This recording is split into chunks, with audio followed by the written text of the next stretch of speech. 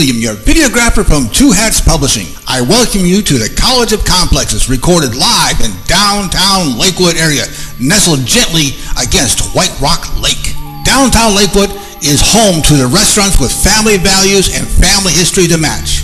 Visit the Mecca Restaurant at the corner of Skillman Avenue and Live Oak and tell them you want your reservation to the next College of Complex class.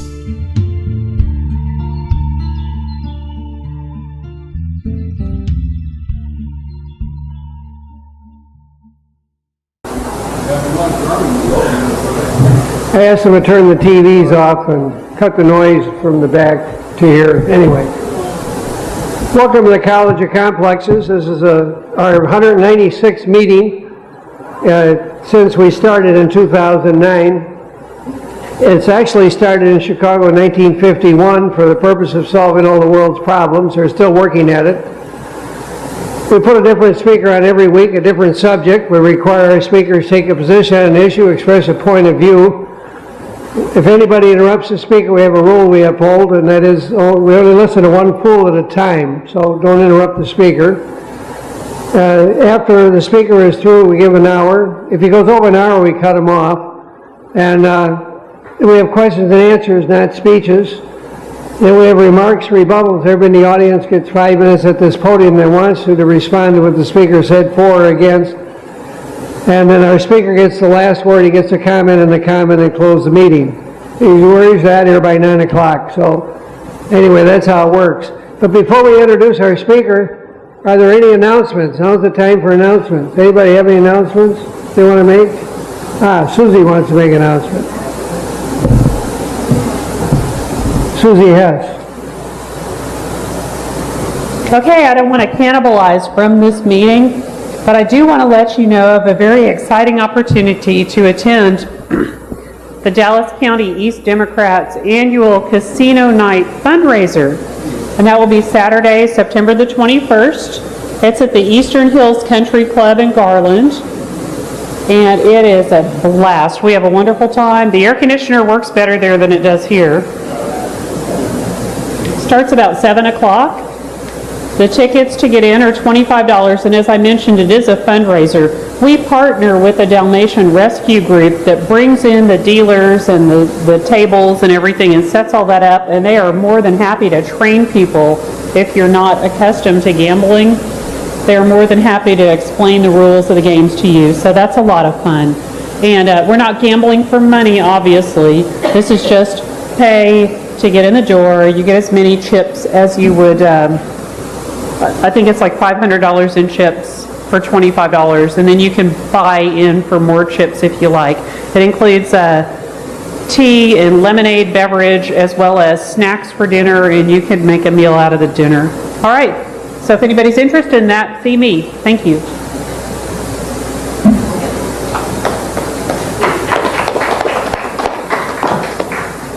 Any other announcements? Now's the time. Any announcements? Anybody have any announcements? Do you have any announcements? Okay. All right. Well, then we'll get on with our program. Well, first of all, we have next week, September 14th, Jim Love. He's here someplace. He's sitting over there. He's our speaker next week. He's going to talk about the Long War. He's worked as an engineer and an educator with publications in both fields. He holds a BS in applied physics and an MS in physics at the University of Texas.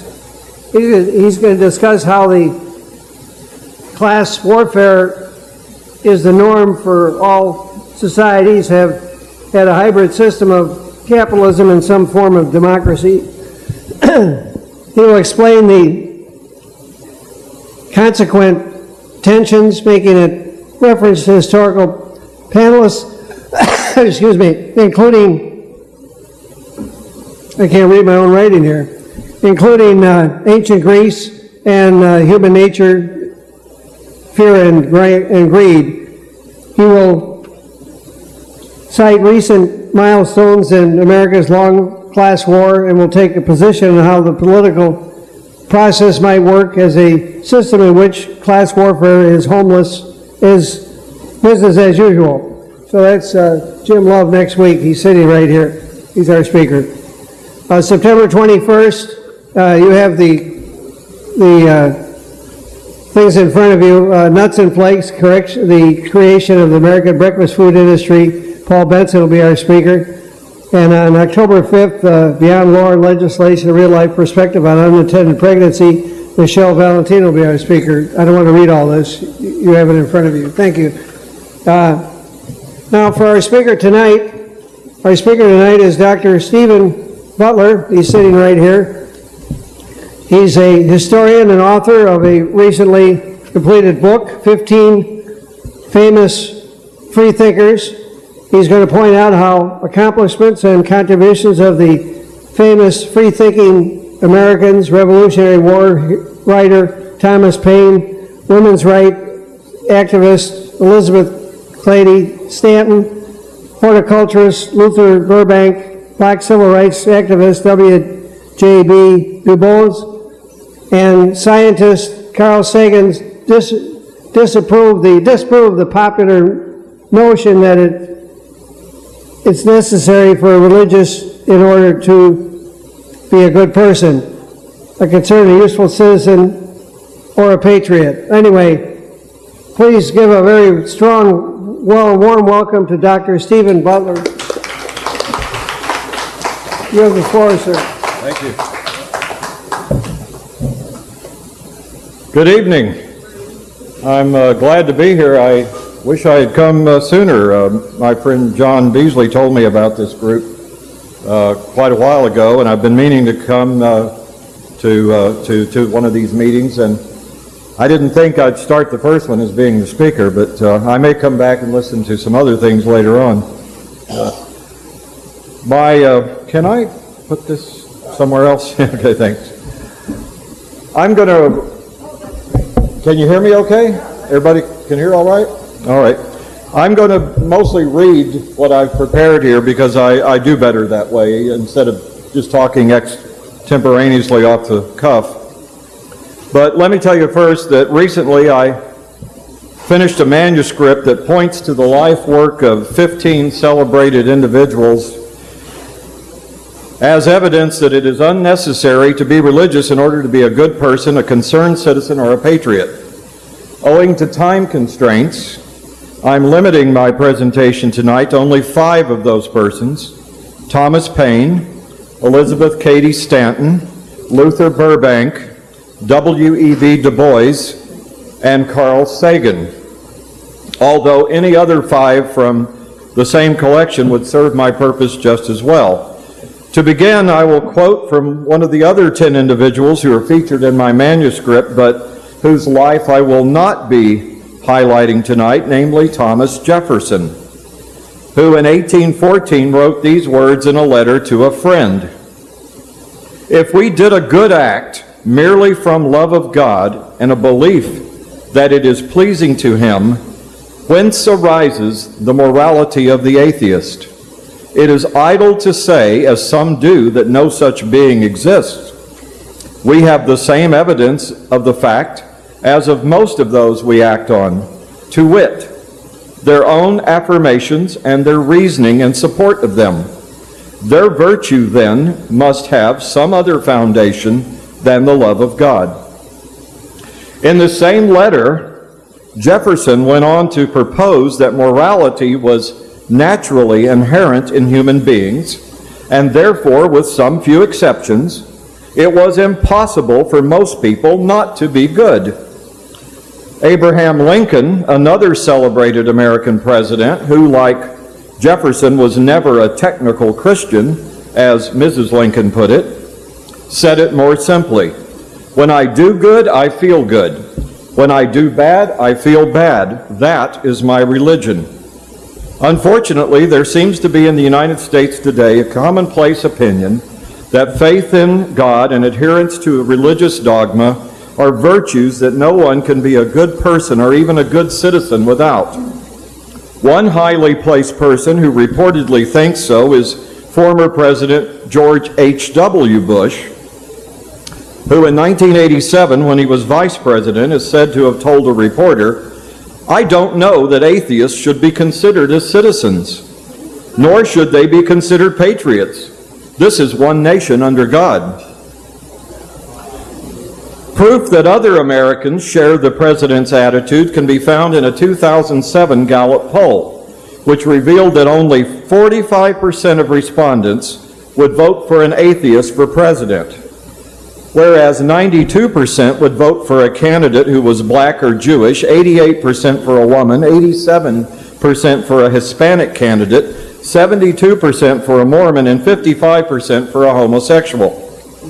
In 2008, a religious organization based in Virginia reflected this viewpoint in a very public and hostile manner by erecting billboards that featured a little boy saluting an American flag by holding his hand over his heart while asking, "Why do atheists hate America?"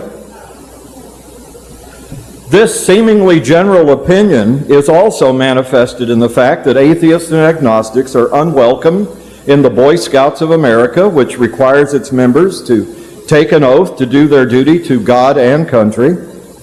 Similarly, the largest veterans organization in the United States, namely the American Legion, prefaces its constitution with the words, "For God and country, we associate ourselves together." To make sure that there is no misunderstanding the statement, the Legion includes an explanation on its website, which reads, "This is the introduction. It declares that the American Legion recognizes the influence of Almighty God in all worthwhile endeavors and declares the allegiance of legionnaires to both God and nation. First things have been put first. All that follows is in conformity." The notion that religious belief is essential to all worthwhile endeavors, as well as morality and good citizenship, is not only common currency throughout the United States, but also enshrined in the constitutions of no fewer than 7 states, which bar non-believers from holding public office, and in 2 cases from giving testimony as a witness in a court of law. In alphabetical order, these states are Arkansas, Maryland, Mississippi, North Carolina, South Carolina, Tennessee, and I bet you can guess the last one, Texas. Some use wording that is seemingly contradictory. For example, the Texas Constitution reads, "No religious test shall ever be required as a qualification to any office of public trust in this state, nor shall anyone be excluded from holding public office on account of his religious sentiment, provided he acknowledged the existence of a supreme being." Interestingly and unsurprisingly, all 7 states that I just listed are southern states where Christian slave owners once used the Bible to justify the existence of their so-called peculiar institution. To doubters and non-believers, the idea that they are inherently bad people, incapable of being good citizens, or making some worthwhile contribution to society is both hurtful and insulting. It is also provably false, which is the primary purpose of this presentation. The names of all the people who are featured in this presentation, Thomas Paine, Elizabeth Cady Stanton, Luther Burbank, W.E.B. Dubois, and Carl Sagan, ought to be familiar to most educated Americans. Now, at first glance, they do not seem to have much in common. None of them, for instance, were contemporaries, although in some cases their lifetimes overlapped.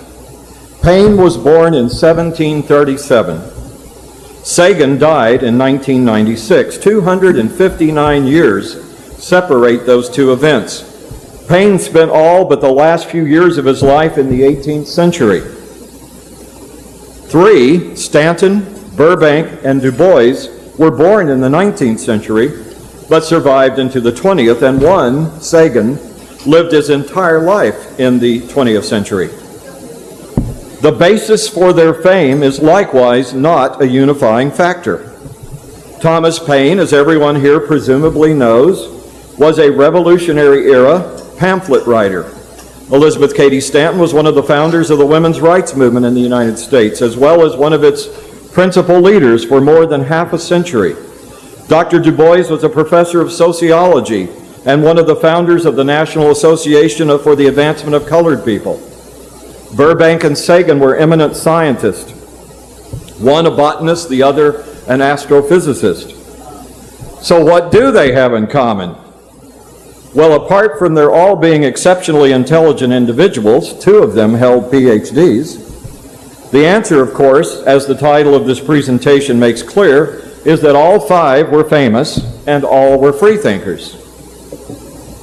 Now, famous is easy to understand, but some members of the audience might be asking themselves, what is a freethinker? According to Webster's New 20th Century Dictionary, a freethinker is a person who forms his opinions about religion independently of tradition, authority, or established belief. This definition conforms to the one that has been adopted for the purposes of this presentation.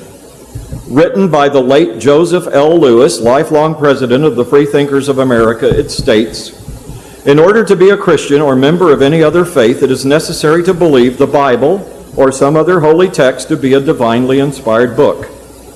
To be a freethinker, it is essential that you reject the Bible or any other holy text as a revelation from God. To determine then whether a person is a Christian or a member of any other faith or a freethinker should indeed be very simple. A person may believe in God or gods and yet reject the Bible or any other holy text as a divine book. Such a person cannot be a Christian, believer, or member of any other faith, but may be a freethinker.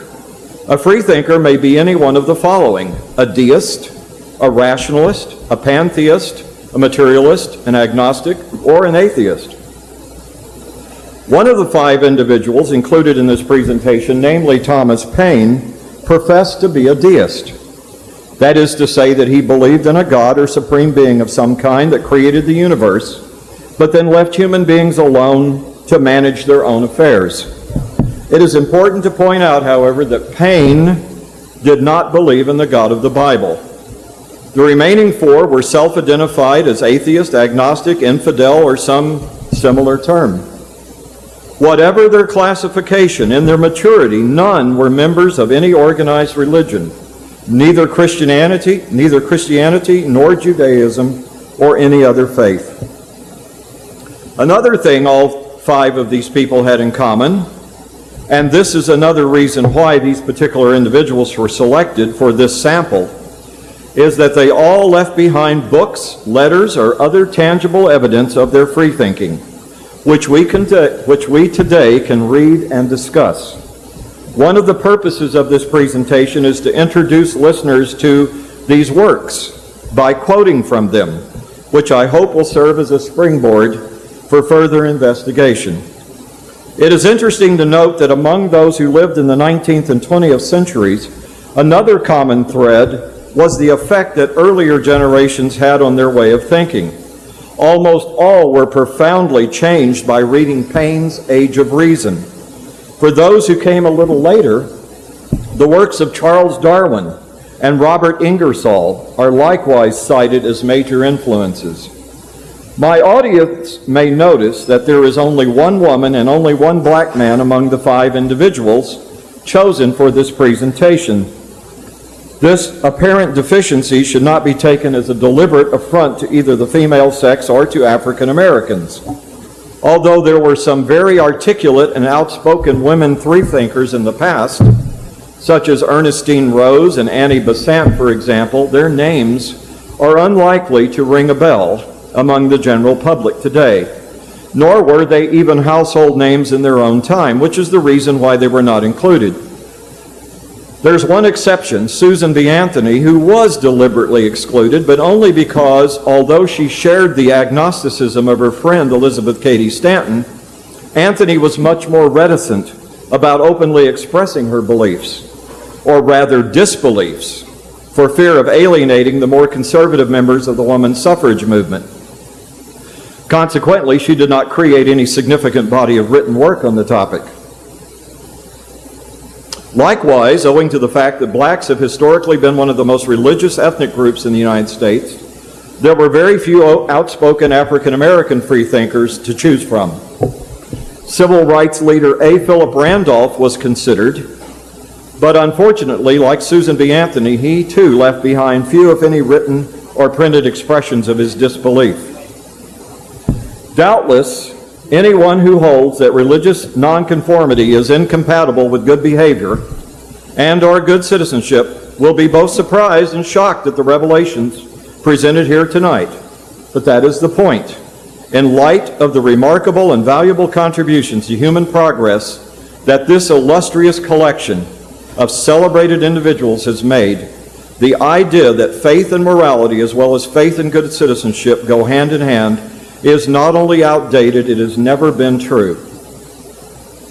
It is my hope that any theists who are in the audience tonight will keep this in mind the next time they celebrate Independence Day, for which we have to thank Tom Paine, or learn more about the wonders of the universe, for which we may thank Dr. Sagan, or do something as apparently mundane as eating French fries at a fast food restaurant, for which we may thank Mr. Burbank. Women and African American believers who appreciate all the equal rights they now enjoy would do well to remember that it was the efforts of infidels like Mrs. Stanton and Dr. Dubois who helped make those things possible.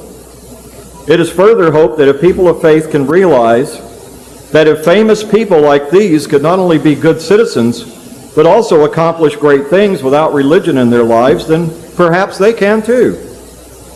It is likewise hoped that anyone who is presently hiding his or her doubts or lack of belief from friends or family for fear of being socially ostracized will be encouraged to come out of the closet by making him or her aware that he or she is in some very good company. Although religious leaders like to say and think otherwise, there is no question that the United States is slowly but inexorably moving toward the day when belief in a supreme being and adherence to religious dogma will no longer be widely considered either a virtue or a requisite for good citizenship.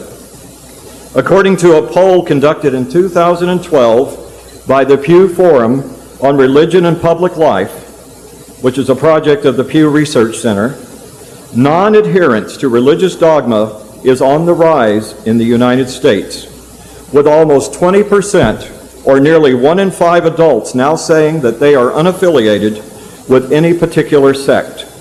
More than 5% of these nuns, as in none of the above, openly identify themselves as either atheist or agnostic. These figures are up from just over 15% unaffiliated and 3.7% identifying themselves as atheist or agnostic in 2007. This trend is corroborated by a 2011 Gallup poll in which 7% of the respondents admitted that they did not believe in God. These figures are in sharp contrast to a Gallup poll conducted in 1954, the same year that Congress added the words "under God" to the Pledge of Allegiance, in which only 1% of the respondents said they were disbelievers. Conversion of the most recent religious poll statistics into actual numbers reveals a surprising fact. Although Christians are still in the majority as of 2013, there are actually more self-identified atheists and agnostics in the United States, between 18 and 20 million, than there are Jews, Mormons, and Muslims combined, all of which have a much higher public profile than non-believers. If the trend continues at the present rate, there is every reason to imagine that before the end of the 21st century, religion in the United States will at last be recognized by the majority of the population as an anachronism that has no place in a nation where reason and the ability to think critically has replaced blind faith as an admirable quality. It is possible that there are actually far more atheists and agnostics in the United States than the polls presently reveal. 40 years ago, gay men and lesbians routinely kept quiet about their sexual orientation for fear of being socially ostracized, of being shunned by their family and friends, of losing their jobs, and in some states and countries of being arrested for violating so-called sodomy laws.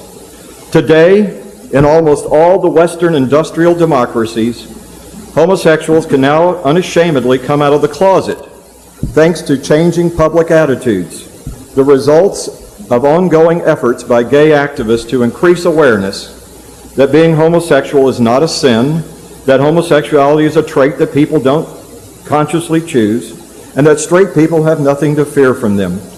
Unfortunately, despite the above-referenced poll numbers, the same cannot be said for atheists and agnostics, who continue to be viewed negatively, especially in the United States, despite the fact that there is really nothing essentially different about them apart from their intellectual rejection of the supernatural and their rigorous support for separation of church and state. In light of this situation, it is probable, even likely, that many, if not most of the nuns may actually be closet atheists or agnostics who worry about receiving the same negative treatment that homosexuals formerly feared, and therefore keep their doubts or disbelief to themselves. In the United States, unfortunately, even the federal government discriminates against atheists and agnostics by expecting them to use money that bears a religious inscription, "In God We Trust," to pledge allegiance to one nation under God, and to quietly accept all sorts of other blatant violations of the First Amendment, such as the presence of Christian symbols on public taxpayer-supported property, or the president declaring a national day of prayer each year, something that, by the way, Thomas Jefferson never did. In some small way, if in some small way this presentation can help bring about a brighter day when reason is the rule and not the exception, it will have accomplished its purpose. Now let's take a look at those 5 individuals. Thomas Paine, born 1737, died 1809. Thomas Paine, best known for persuading Americans to declare their independence from Great Britain and then encouraging them to continue the fight, was born in Thetford, England, on February 9, 1737, New Style. As a young man, he worked variously as a corset maker, excise officer, and a teacher until at the age of 37, after meeting Benjamin Franklin in London, he took the Pennsylvania sage's advice and immigrated to the British colonies in North America, where he took up residence in Philadelphia. After the American Revolution began in 1775, Paine was encouraged by Dr. Benjamin Rush to write a political pamphlet in which he urged the American people not only to declare their independence, but also to set up a republic, arguing that hereditary monarchy was evil and an absurdity that had laid the world in blood and ashes. While Rush was helping to edit the book, he suggested the title, Common Sense, which was first published anonymously in January 1776. Initially, more than 100,000 copies were sold, a remarkable number for that time. Paine's work is credited with persuading the Continental Congress to declare America's independence from Great Britain, which was finally done on July the 4th, 1776. During the Revolution, Paine published a series of pamphlets collectively titled The American Crisis. One of the most celebrated paragraphs from the first one in the series, which George Washington ordered his officers to read aloud to their men 3 days before the Battle of Trenton, proclaims in stirring words, "These are the times that try men's souls. The summer soldier and the sunshine patriot will in this crisis shrink from the service of his country, but he that stands by it now deserves the love and thanks of man and woman." When the French Revolution broke out, Paine went to Paris, where in 1791 he wrote The Rights of Man in response to Edmund Burke's unflattering reflections on the revolution in France. After brief service in the revolutionary government, Paine fell out of favor after opposing the execution of King Louis XVI.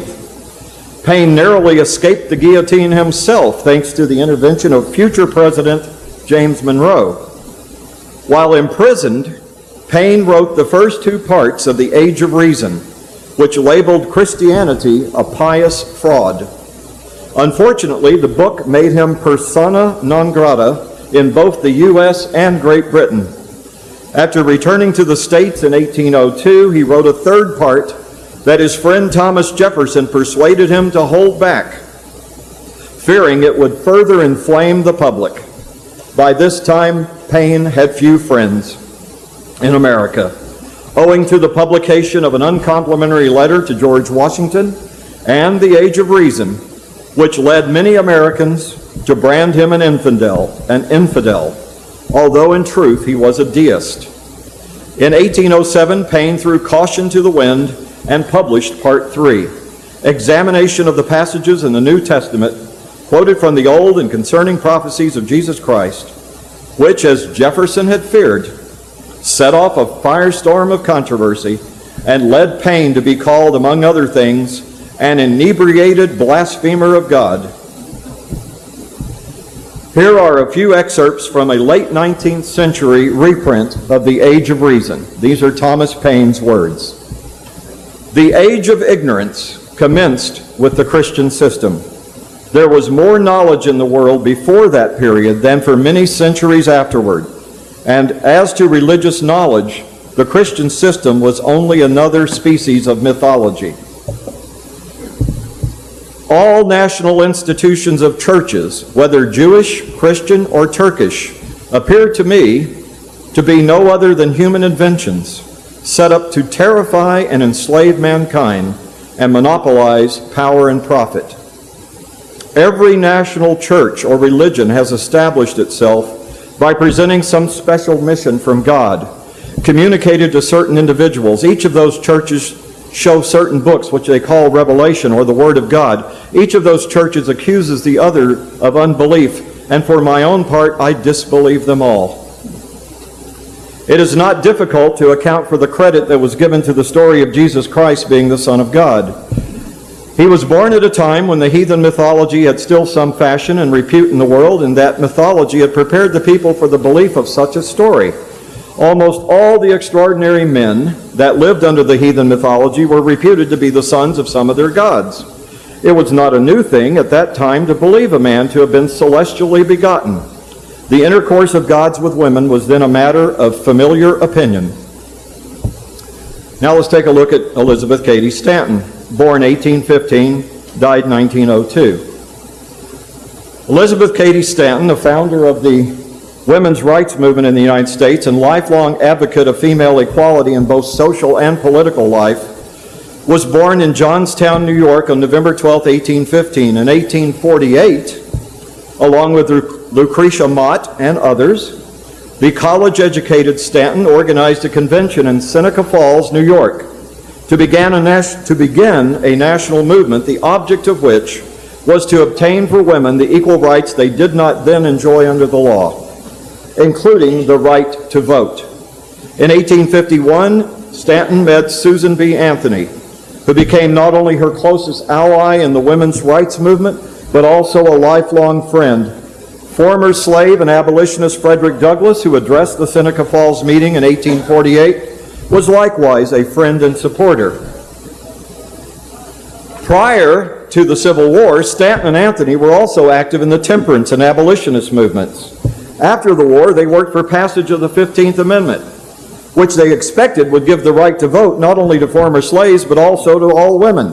When it did not, the two friends dedicated the remainder of their long lives to the fight for women's suffrage. As an adult, Stanton was initially put off religion after being frightened by the hellfire and damnation message of an evangelical preacher named Charles G. Finney. In time, she also realized that the prejudice against color as well as that against sex were produced by the same cause, namely the Bible. In 1880, she had become an officer along with Colonel Robert Ingersoll of the American Liberal Union, the largest free thought society in America. In 1895, the feminist leader's agnosticism was revealed for all to see in a best-selling book, The Woman's Bible, which pointed out how Scripture had acted and continued to act as a barrier to equal rights for women.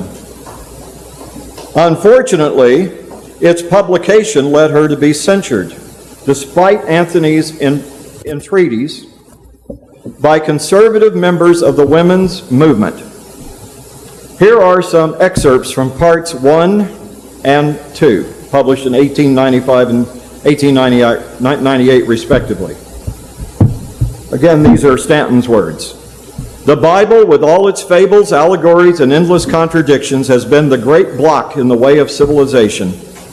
All through the centuries, scholars and scientists have been imprisoned, tortured, and burned alive for some discovery which seemed to conflict with a petty text of Scripture. Surely the immutable laws of the universe can teach more impressive and exalted lessons than all the holy books of all the religions. Why is it more ridiculous to arraign ecclesiastics for their false teaching and acts of injustice to women than members of Congress in the House of Commons? I do not believe that any man ever saw or talked with God. I do not believe that God inspired the Mosaic Code or told the historians what they say he did about women. For all the religions on the earth, on the face of the earth, degrade her, and so long as women accepts the position they assign her, her emancipation is impossible. Stanton also criticized religion in her published memoirs, 80 Years and More. The memory of my own suffering has prevented me from ever shadowing one young soul with any of the superstitions of the Christian religion. When women understand that governments and religions are human inventions, that Bibles, prayer books, catechisms, and encyclical letters are all emanations from the brain of men, they will no longer be oppressed by the injunctions that come to them with the divine authority of, "Thus saith the Lord." Surely, the writers of the Bible had a very low opinion of the nature of their God. They make him not only anthropomorphic, but also of the very lowest type, jealous and revengeful, loving violence rather than mercy. I know no other book that so fully teaches the subjugation and degradation of women. Now let's move on to Luther Burbank, whose home I visited recently, by the way, when I made a trip to California. Luther Burbank was born in 1849. He died in 1926. Luther Burbank, one of the world's most celebrated horticulturalists and an early experimenter in agricultural science, was born on March 7, 1849, on a farm in Lancaster, Massachusetts. From all accounts, he developed a passion for plants and gardening during childhood by tending his mother's vegetable garden. He also reportedly had a mechanical bent and worked for a time in a factory. But the confinement proved unhealthful, wrote one biographer, and he soon returned to the fields, never thereafter to leave them. When he was 21, Burbank bought a farm with an inheritance from his father. It was there one day that he noticed the seed ball on the vine of an early rose potato, saved the 23 seeds that the ball contained, and grew from each one of them a hill of potatoes the next season. Although all the hills were given precisely the same attention, each one produced a different type of tuber. And one of the hills revealed a large cluster of potatoes of such exceptional size and smoothness of contour and quality of flesh as to be very notable. The following season, Burbank sold the rights to this remarkable tuber for $150, the only money he ever made from it. This Burbank russet potato is now the world's most popular variety. In 1875, Burbank went to live in Santa Rosa, California, which he called the chosen spot of all the earth as far as nature is concerned. After purchasing some land, he began conducting the cross-breeding experiments that were inspired by Darwin's book, The Variation of Plants and Animals Under Domestication. That eventually brought Burbank worldwide fame as the altruistic developer of more than 800 new and different varieties of food plants and flowers, including the Shasta daisy and the Santa Rosa plum. The sole aim of all his labors, wrote one journalist, was not riches, but to make plants that will add to the general welfare of his fellow beings. Burbank's renown attracted thousands of visitors to Santa Rosa, including Andrew Carnegie, who funded a number of his experiments, as well as Henry Ford and Thomas Edison, with whom he became good friends. In January 1926, after Ford publicly remarked that he believed in reincarnation, a local journalist asked Burbank to comment. Up to that time, the beloved botanist had kept his thoughts to himself. After the interview was published in 8,000 newspapers and magazines all over the world, he probably wished that he had continued to keep his opinions private. "I am a doubter," he said, "a questioner, a skeptic." Also calling himself an infidel, Burbank added that as a scientist, he thought that all religions were on a tottering foundation. "The idea that a good God would send people to a burning hell is utterly damnable to me. I do not want to have anything to do with such a God." And as for reincarnation, the idea was untenable. Burbank was unprepared for the firestorm of controversy his remarks ignited. In short order, his neat study was turned into a litter of letters, and he was pestered by women who formed groups of praying circles to supplicate their God that he might grant the deluded and benighted Burbank light, repentance, and forgiveness. Other representatives of the faithful traveled to his farm and implored him to recant.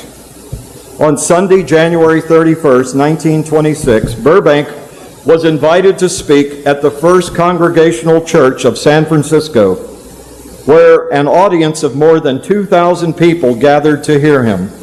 After enthusiastically declaring, "I love everybody, I love everything, I love humanity, and I love flowers, trees, animals, and all the works of nature as they pass before us in time and space," he advised his listeners to read the Bible without the ill-fitting colored spectacles of theology.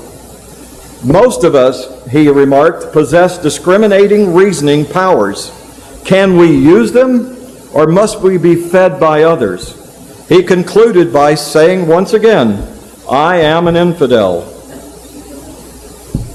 Not surprisingly, Burbank continued to receive many letters, the longest and bitterest of which were written by the illiterate and men and women who professed to be Christians.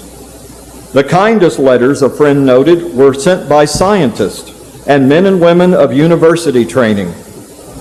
On April 11th, 1926, following a heart attack, which some believed was brought on by all the unwanted attention his comments had caused, Luther Burbank died.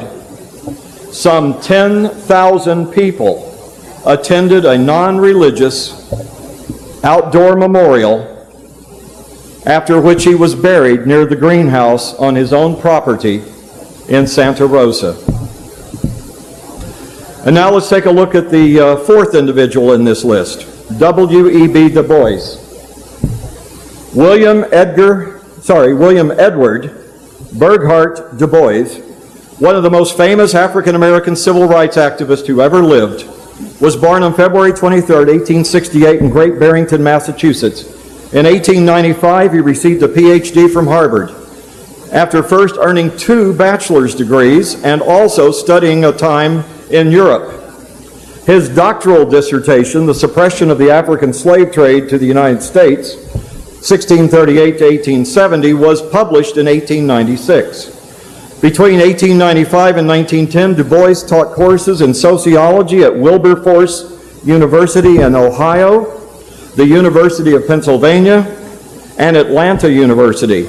He also wrote magazine and journal articles. Du Bois's most celebrated book, The Souls of Black Folks, which called for the end of Jim Crow laws and the immediate enjoyment of equal rights by blacks, was published in 1903. In 1905, Du Bois spearheaded the so-called Niagara Movement, which issued a declaration calling for the end of lynching and other racial injustices, which were particularly prevalent at that time in the southern United States. In 1909, the Niagara Movement gave birth to the National Association for the Advancement of Colored People, or NAACP, of which Du Bois was a founding member. In 1910, he left university teaching and became the NAACP's Director of Publicity and Research for the next 20 years. he wrote for and edited the organization's monthly periodical, The Crisis.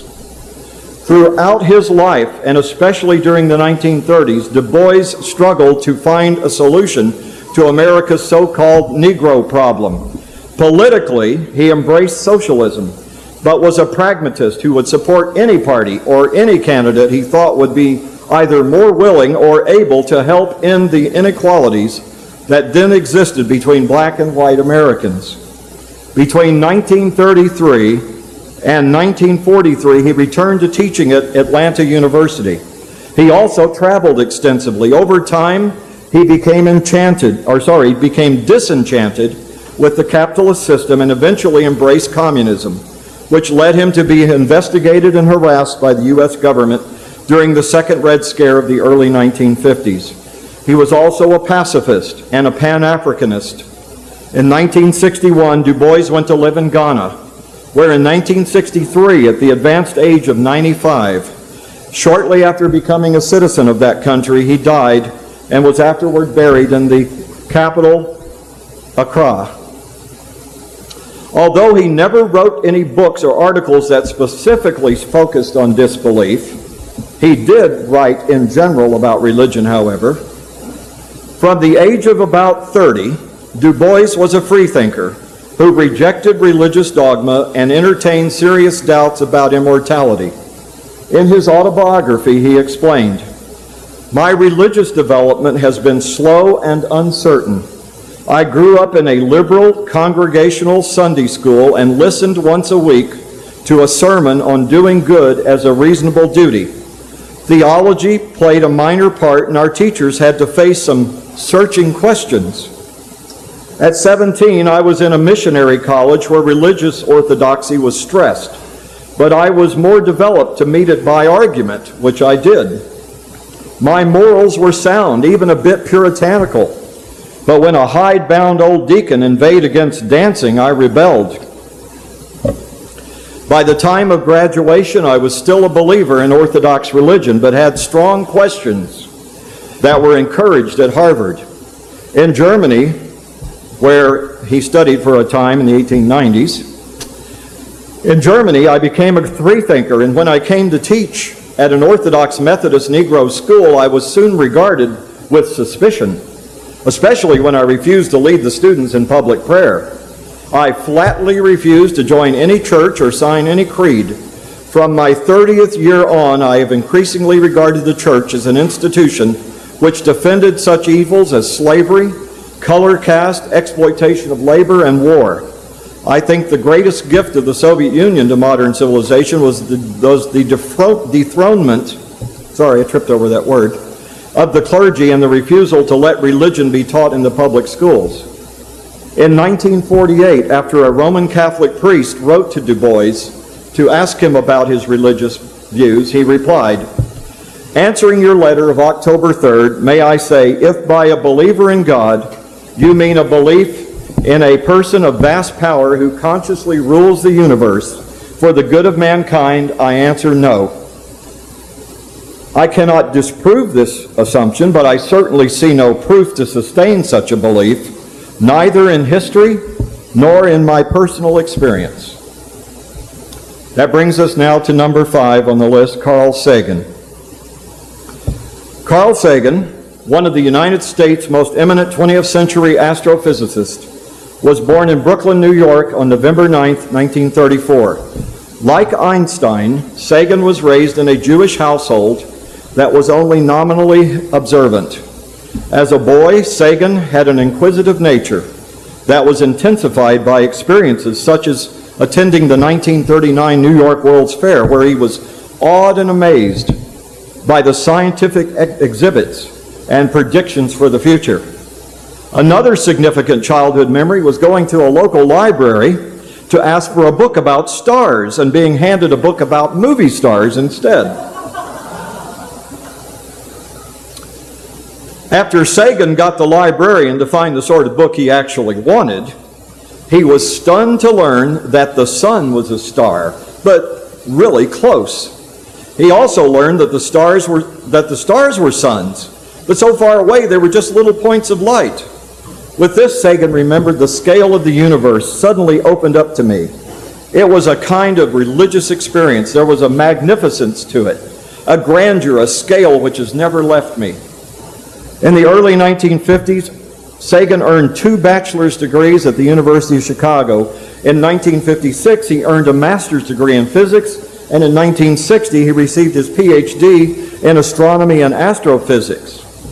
During the 1960s, he was associated in turn with the University of California at Berkeley, the Smithsonian Astrophysical Laboratory at Cambridge, Massachusetts, Harvard University, and Cornell University in Ithaca, New York, where he became a full professor in 1971.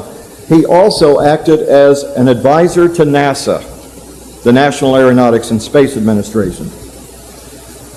Sagan's scientific accomplishments and contribution to humankind's understanding of the universe are far too numerous to list here. In the public mind, he is perhaps best remembered as co-writer and host of the successful and very popular PBS television series Cosmos, which originally aired in 1980. He's also remembered as the author of the companion book. Sagan is further recalled as a supporter of the Search for Extraterrestrial Life, or SETI project, and author of a related work of fiction, Contact, which was made into a movie starring fellow skeptic Jodie Foster the year following his untimely death at the age of 62 from pneumonia. The movie was produced by Sagan's widow, who also co-wrote the Cosmos series. In terms of religious belief, Sagan considered himself an agnostic. In 1985, as a presenter at the prestigious Gifford Lectures, Sagan spelled out his views, which were published in 2006 by his widow in a work titled The Varieties of Scientific Experience, a personal view for the search for God. He also addressed his beliefs regarding religion in 2 books, Broca's Brain and the Demon-Haunted World, Science as a Candle in the Dark. Here are some quotes from some of his works in which he addresses his opinions on these matters. And here's the shortest one. Extraordinary claims require extraordinary evidence. Some people think God is an outsized, light-skinned male with a long white beard, sitting on a throne somewhere up there in the sky, busily tallying the fall of every sparrow. Others, for example, Baruch Spinoza and Albert Einstein, considered God to be essentially the sum total of the physical laws which describe the universe. I do not know of any compelling evidence for anthropomorphic patriarchs controlling human destiny from some hidden celestial vantage point, but it would be madness to deny the existence of physical laws. Whether we believe in God depends very much on what we mean by God. Many of the people who ask whether I believe in God are requesting a reassurance that their particular belief system, whatever it is consistent with modern scientific knowledge. Religion has been scarred in its confrontation with science, and many people, but by no means all, are reluctant to accept a body of theological belief that is too obviously in conflict with what else we know. We tell children about Santa Claus, the Easter Bunny, and the Tooth Fairy for reasons we think emotionally sound, then disabuse them of these myths before they are grown. Why retract? Because their well-being as adults depends on them knowing the world as it is. We worry, and for good reason, about adults who still believe in Santa Claus.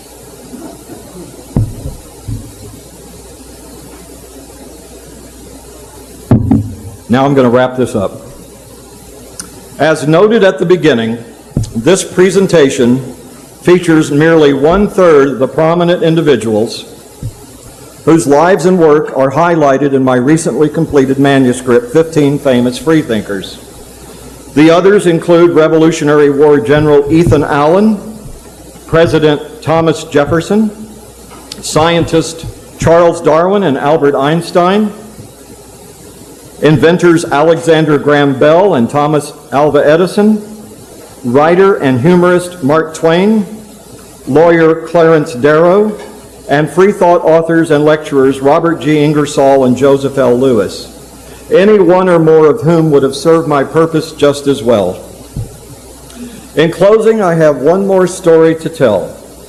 In his memoirs, 19th century abolitionist Frederick Douglass recalled a time when he was due to deliver a lecture in Peoria, Illinois, during one of the coldest winters he had ever experienced.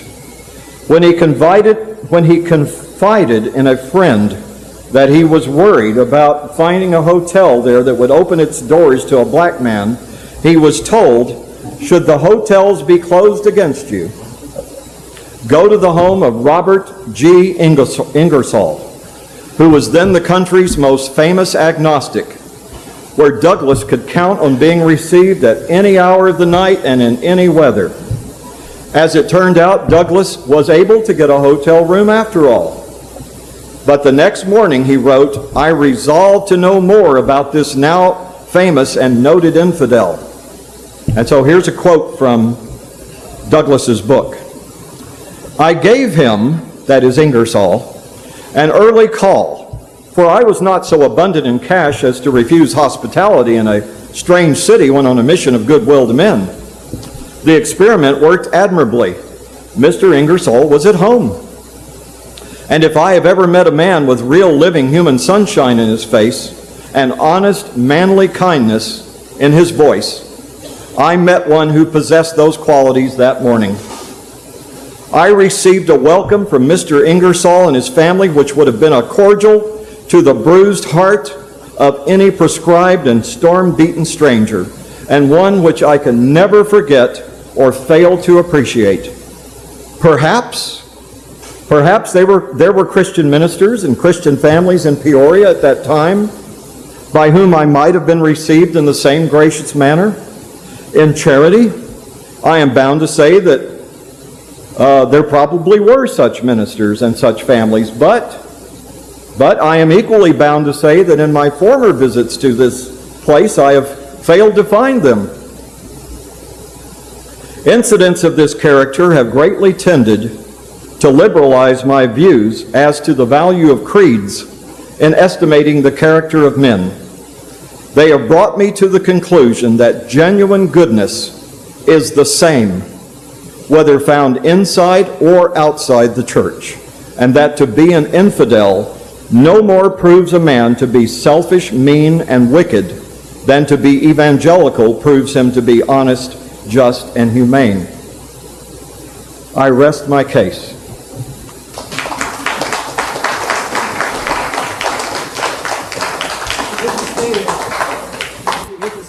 Oh, okay. Answer a question.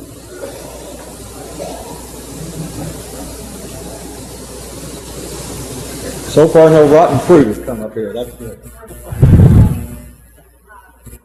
I have a question, not at all controversial, but are you familiar with the Dallas Historical Society?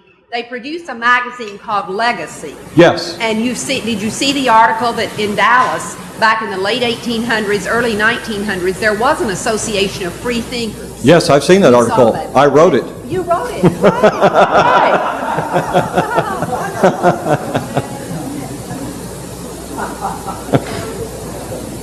We got heard you were... Who's next? Everybody's thoroughly convinced, huh? Maybe not. Do you think, I'll start by saying that Gandhi said that he would have converted to Christianity if it not been for the reprehensible behavior of most Christians. Do you think the behavior of the church in the past and in the present is why a lot more people are moving to either be agnostic or atheist or some other kind of skepticism? Well, I can only speak for myself, for sure, and yes, that's one of the reasons that moved me away from religion. I originally did not stop believing altogether. I simply stopped going to church because of what I comprehended as the hypocrisy of the people that went to the particular church that I had grown up in. And but I don't doubt that there are a lot of disillusioned people who left religion for that reason.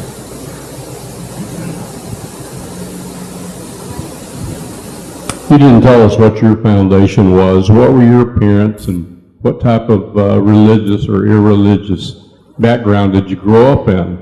I was raised in the Presbyterian Church. I became a member of the church at the age of 11 after receiving training from our minister along with several other children. I was baptized in front of the entire congregation. At the same time, I became a member of the church.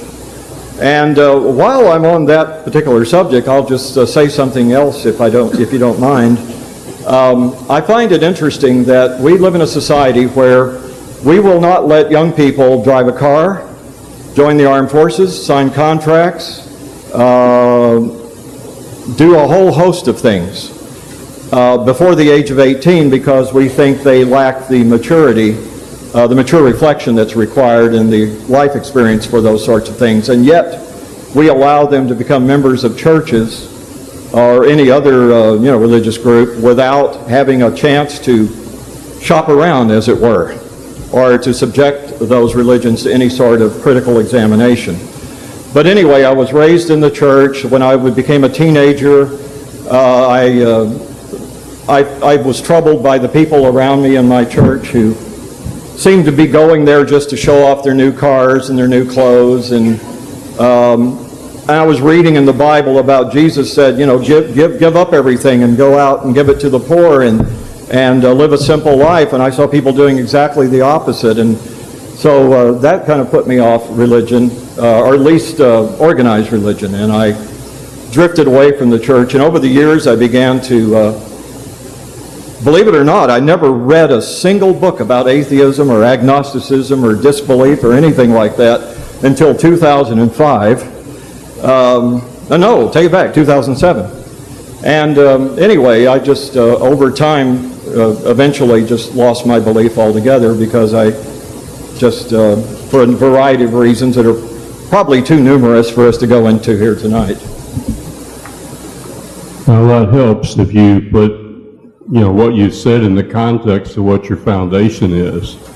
And that's very common that we hear things and we really don't know where the person's coming from. So thanks for sharing that. I have one question for you I would ask, and that is,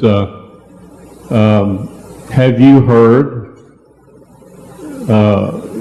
in your ears, have you heard religious people bashing, trashing people who are not?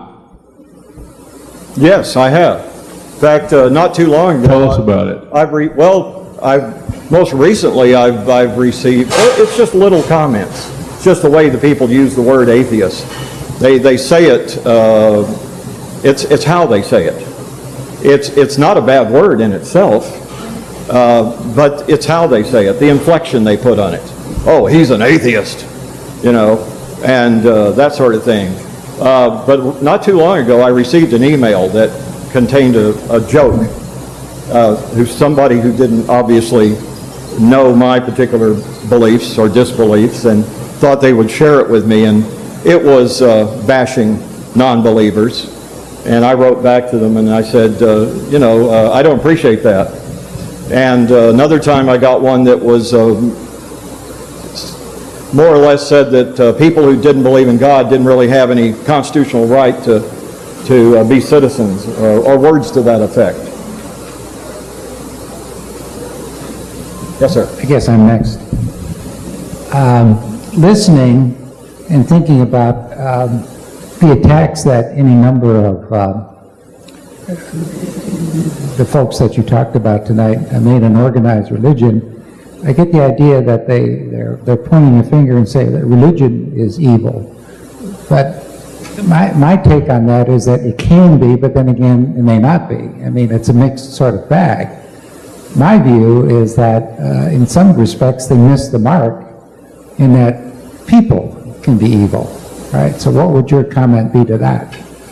Well, a lot of people have discussed this particular question. I've read some books and articles that have talked about this. I don't know how well prepared I am to answer that fully for you, but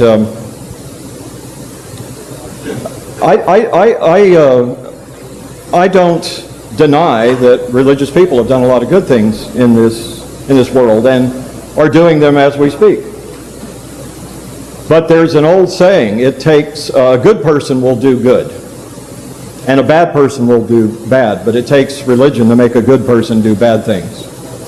And unfortunately, that too frequently happens. I was listening to the news the other night, and one of the things that just dismayed me is I heard a story about something that was going on somewhere here in the States, and religion was at the bottom of it. And then they went on to another country, and religion was at the bottom of that story too. And then there was some discord in another country, and religion was at the bottom of that. And it just seems like every time I turn on the radio or the newspaper, read the newspaper, there is some sort of religious problem going on in the world. And if religion was uniformly good, if it was, I'd even say 90% positive, then I don't think I or anybody else could fault it. But too often it's used or misused to bad effect. So I hope that's good enough. Okay, I've been part of a depression support group, and it's been said that people who do have a faith in some kind of higher power or something greater than themselves tend to be happier and live longer. What would be your comment to that? Well, I would say that I don't believe in God, and I'm very happy. Good.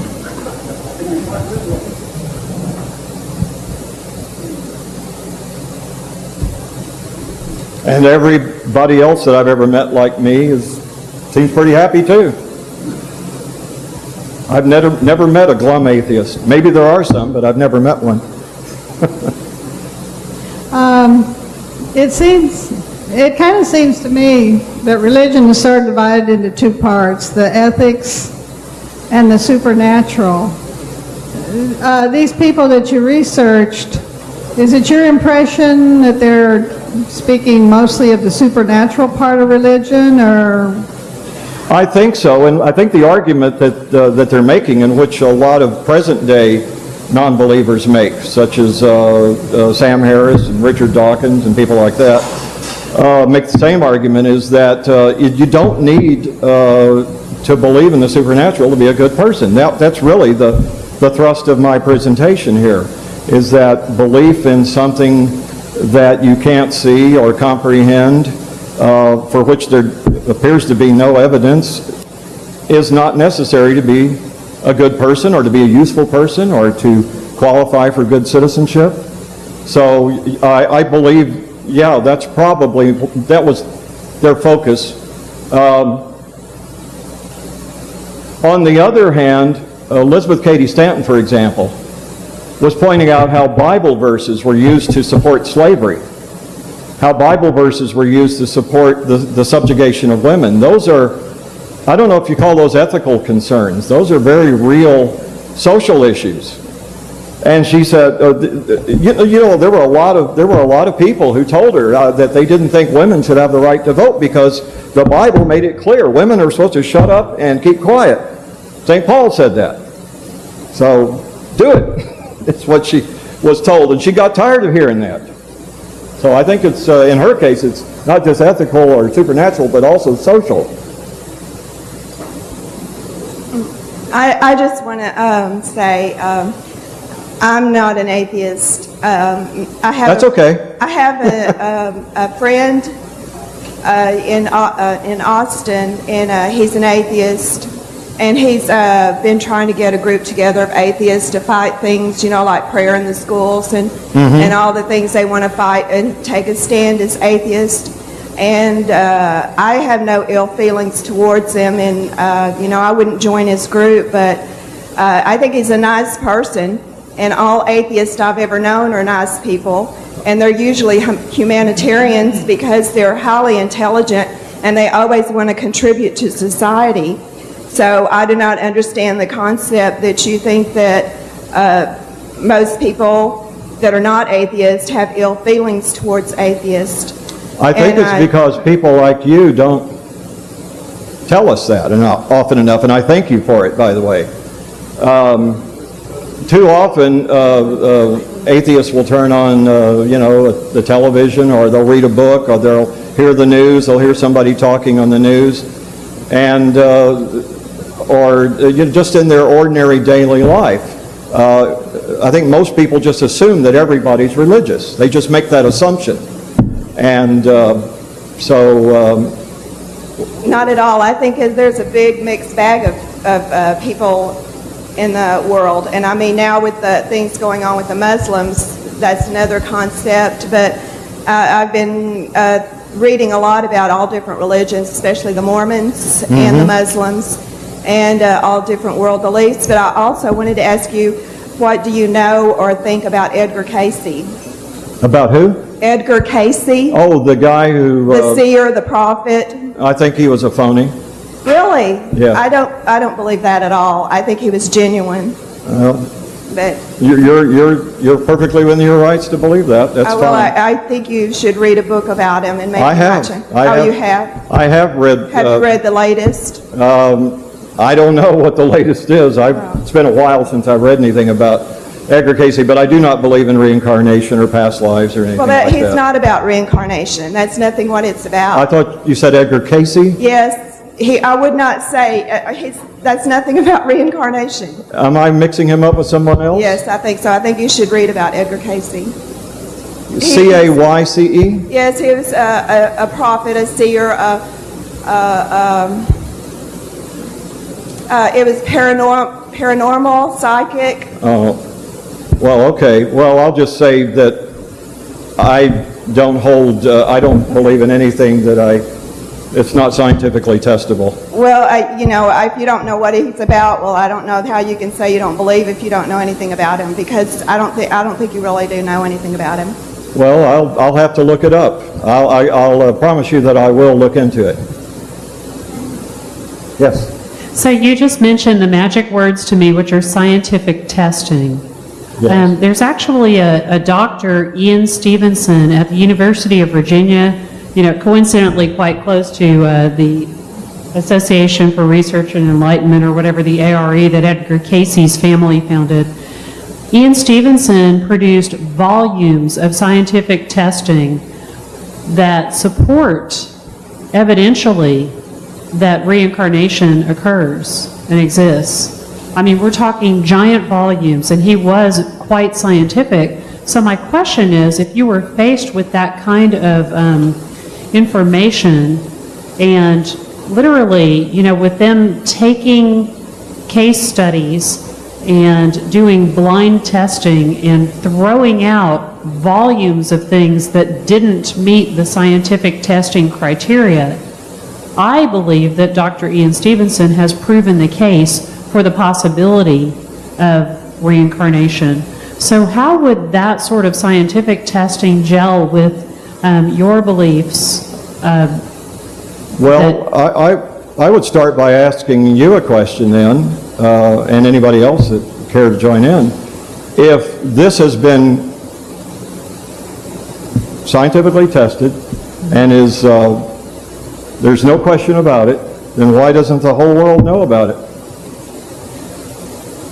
I would guess an answer to that is that there is a certain popularity level among quashing that belief among many religious people, because, with the Council of Nicaea, they decided to take out references to reincarnation. So you're saying the church is suppressing this? Right. Because, my goodness, what would happen if people believed they had more than one shot at going to heaven or hell or whatever, if they could come back and make a do-over. So, there's a church argument there that I realize that you don't ascribe to, and that's fine. I support your I support your right to believe whatever you do, and I appreciate you sharing that with us. Thank you. Well, since I haven't read these volumes of evidence, it would be difficult for me to comment on them. However, I will tell you that I am basically a skeptical person about anything that's supernatural or paranormal. I'll tell you what else I don't believe in. I don't believe in ghosts or fairies or goblins or demons or angels or leprechauns or unicorns or a whole host of other things. And you're breaking my heart. On the surface, this sounds very much like something that would be in that similar vein, but until I've actually read the book, I reserve the right to reserve judgment on that. But I would say that if these people have definitely, made this perfectly clear, I don't think it is within the power of any church today to suppress such knowledge. Not with the internet, especially, and all the various publishing outlets that are available. So, and a lot of people would just jump with joy if they thought they could come back and have a second chance. A do-over. What's that? A do-over. Yes, a do-over. And that is one of the things that I find troublesome about religion, is because a lot of us think that this is just a dress rehearsal. And I don't hold to that. I think this is it. We better make the most of it. Better, enjoy this ride while you can, because this is all you got. That's the way I see it anyway. Thank you. John's been dying to ask me a question here.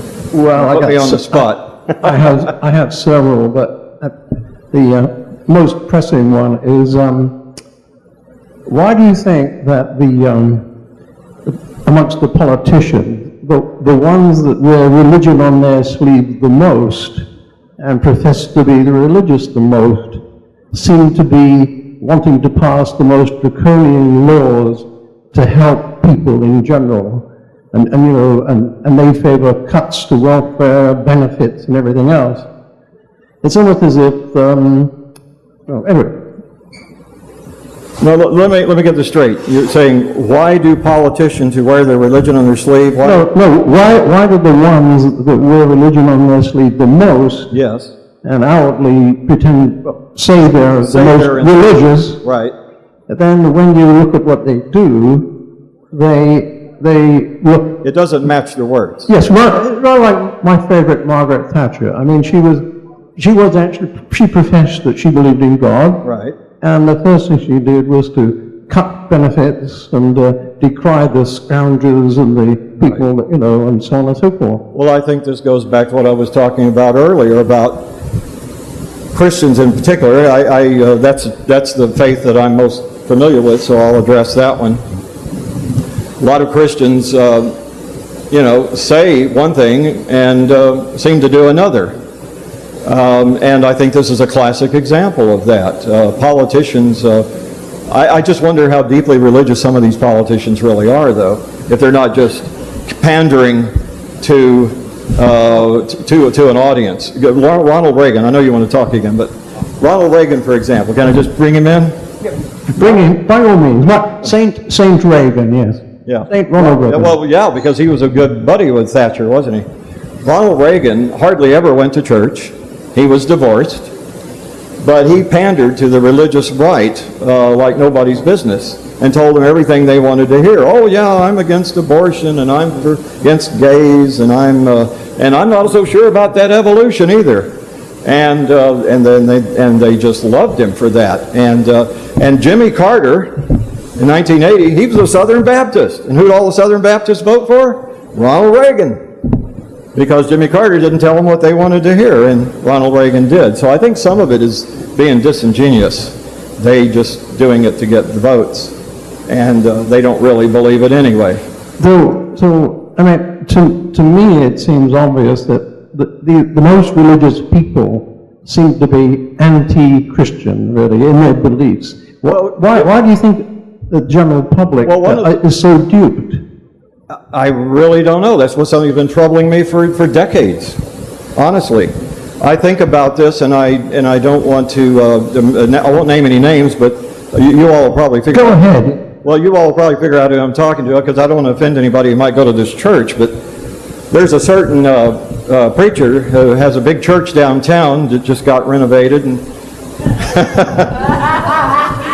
who lives in a gated community and drives a big fancy car, and has a big fancy church to stand up in front of and preach every day. And yet, like I say, you look in the Bible, it says, Jesus said, if you want to follow me, sell everything you own, take up your cross and follow me. And I don't see a lot of that happening, especially among the religious leaders.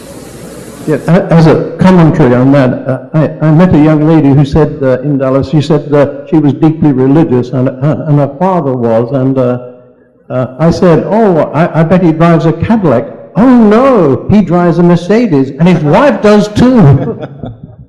Right. Okay. And I think this young lady had a question for me.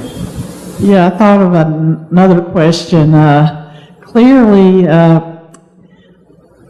legacy scripture-based religions are declining for some of the reasons you touched on.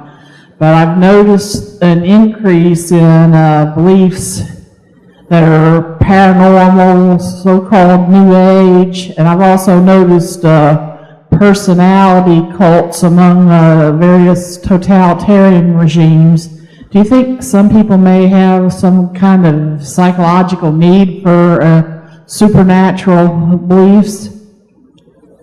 There have been books written about that. Do people have some sort of innate need to believe in something outside of what they can see or touch or hear or whatever? And I think the jury is still out on that one. But my personal opinion is on all those things that they're just as dubious as regular religion. And I think the reason they attract some people who are outside of the mainstream church is because they're not organized. They're more free-form. They allow for, you to do your own thing when you want to do it and how you want to do it. And that may be the appeal to them. But I would say that there's a lot of other things in the real world that you can get excited about too. So, but who knows? Like I say, the jury's still out on that one. Oh, sound man has. Oh yes, I every now and then I like to throw my bone in there. And you're talking. Talk a little. There we go. All right, I just want to cause feedback. I noticed that among your free thinkers, none of them are Native American. Like one of my heroes is Chief Joseph, who led his people almost to the Canadian border to get away from the army, and stayed with all the elderly and sick, and said, "I will fight no more." Well, you're telling me Chief Joseph was a free thinker? I had no idea. I'll have to look into that more. Thank you for letting me know. There are so few Native Americans around today that they're just not prominent in this particular area, I guess. But thanks for alerting me to that. I appreciate it.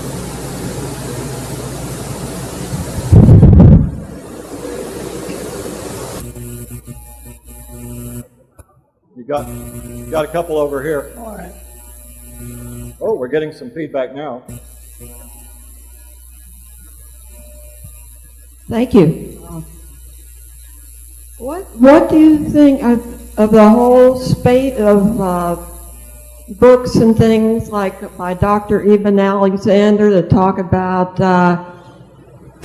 having some kind of near-death experience where they actually felt like they were in the presence of some spiritual God or something like that, that really gave them a sense of peace? I'd think more of it if they'd been dead for 2 or 3 days and then come back and told us about it. I'd be more likely to believe it. But a lot of these people who have had these so-called near-death experiences have only been so-called clinically dead for just a matter of a few seconds or minutes, not for any extended length of time. Scientists are trying to figure out the nature of these of these events to see if there's any scientific explanation for it. And some scientists believe there is a scientific explanation for it, not a supernatural one.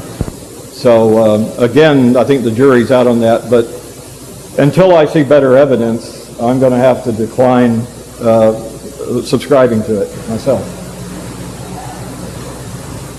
I'll basically just say this: I'll believe in just about anything for which there is credible evidence.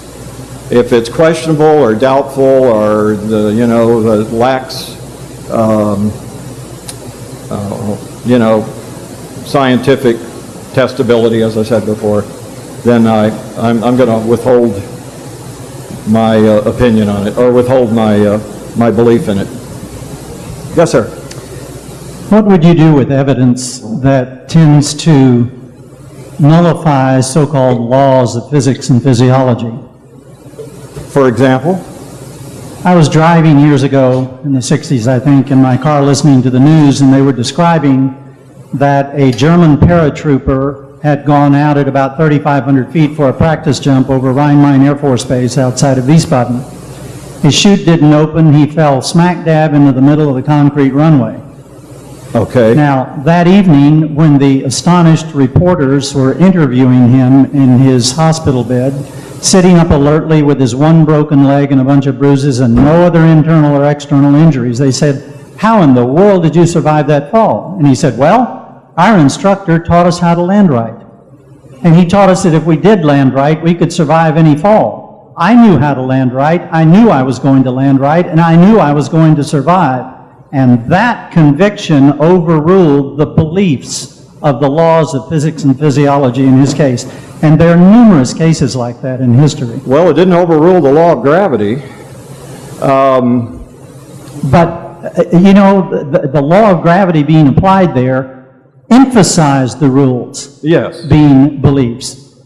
I am not familiar with this. You say you heard this on the radio. This was on the news. You read. It was on the news. You know what year it was? Late 60s. What, 67 maybe? 68, 69? Late 60s. Well, I'll look it up.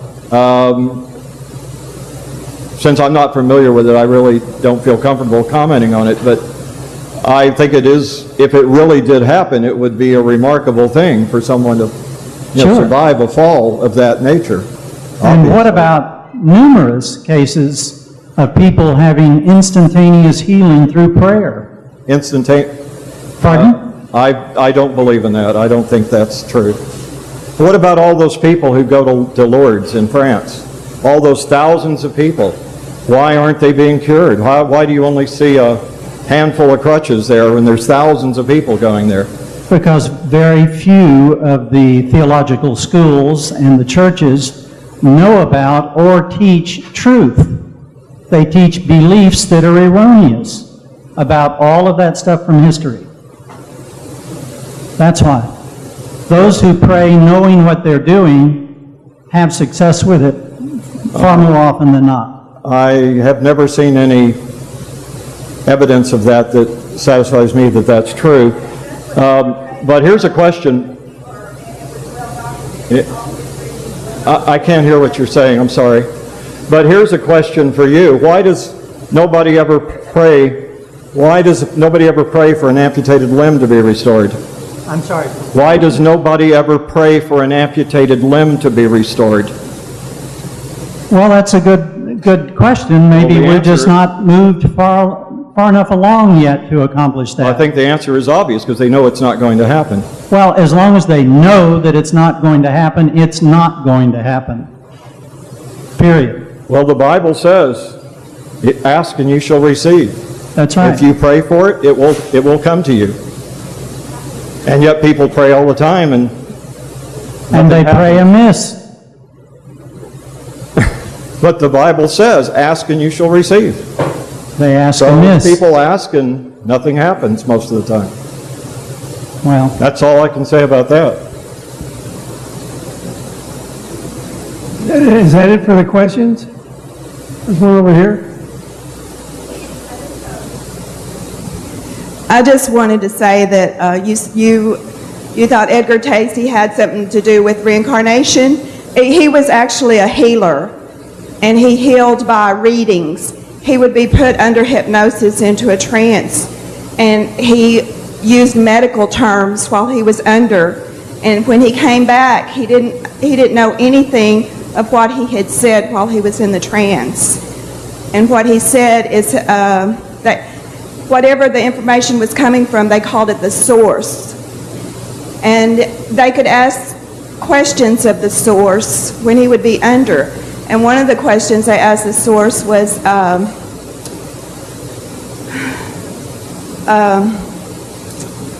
how does is there such a thing as a soul? And he says, yes, it exists on the outside of the body, in front of the body, and the soul can travel when the body is asleep. And I kind of believe, when I read that when the body is asleep, and if the soul can travel, which can be in your dreams, I believe in your dreams your soul is traveling because of dreams I've had myself and things that have happened. But I think that's kind of how deja vu happens. If you just happen, when you get that feeling, I've been here before, or I've done this before, it could have been traveling at a certain place in your dream, or out of body, your soul was traveling in your sleep. But I think all the cases that he did, they were recorded. A lot of them were lost because he was also a great photographer, and he had numerous photography studios in his lifetime, and there were fires, and some of the readings were destroyed in the fires, but a lot of them are documented and are on record. And there were medical people that witnessed all of this, and they were astonished at how he could diagnose people that were in another country or states away, and he could visualize everything about where they lived, how they lived, their internal organs, their body temperature, everything about them.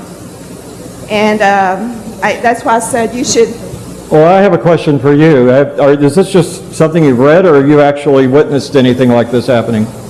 Well, I've been reading a lot, and I've read a lot of Carl Jung, and I kind of believe some of the things he believed, even though he wasn't per se a believer in a God Almighty above, but people I can just write read books. a lot. But People can write books about just about anything they want and make all sorts of claims, and unless you can actually see that evidence for yourself, I advise you to reserve judgment. Well, he was called to Washington, D.C. In that time, he traveled everywhere. People wanted to talk to him. Well, I know that. He's famous. While I'm reading this book, I'm just wondering why more people don't know about his life. Well, all I can say is I would like to recommend a book to actually everybody here, for that matter. I forget the author's name, but it's the title is Why People Believe Weird Things. And it explains how belief in the supernatural, UFOs being, alien spacecraft, Bigfoot, Bermuda Triangle, you name it. This guy explains how those beliefs are so widespread, yet they have no foundation in actual fact. And I'd recommend that book to everybody. Yes, sir. What do you think of the phenomenon of remote viewing? Of Sagan? Remote viewing. And you'll have to tell me what that is. It's been well studied by the United States military and the Russians, and I used to be president of a little organization here called the American Association of Remote Viewers, and as such, a fellow asked me to be that because I was a lawyer, and it gave credibility to the title. But as such, I took a few courses, training sessions in it, and I'm here to tell you it works so accurately it'll blow your mind. It did mine. Well, it is extremely accurate, and I am convinced that with the degree that the military has pursued this, they can know anything anywhere in the world anytime they want, even read that closed book. Actually, I think I did read about this somewhere, and that has also been discredited. Well, remember, you're operating on belief. You've used that word a lot tonight, not knowledge. And I am speaking from knowledge that remote viewing works very precisely. What have you actually done? Okay, here's how it works. I'll tell you real briefly. We had an exercise the man who founded the little organization, took a postcard, a picture postcard. Okay. And he put it in a blank envelope and sealed it and handed it to someone else. That other person wrote on the outside of the envelope, just out of his mind, a 5-digit random number. Okay. And he handed it to a third guy. And that guy then brought it over and handed it to me, and I laid it on the desk, and that was my target. So I went in, there's a procedure that you go through to get mentally quiet and open. And the first thing that I was seeing was this stone-arched crypt underground. And then I was seeing a cathedral with stone flying buttresses. Crystal, I can see it right now, crystal clear. And then inside the cathedral with heavy beams of timbers in the roof and a rose window at the end. And then out to the side was a cemetery, and I had a sudden sinking feeling that about 200 years ago, a 12-year-old girl had died, they thought, and she was buried alive and came alive and then died in that casket. And you know, they used to know that this happened, so when they would bury people, they would put a tube down with a string in it up to a bell.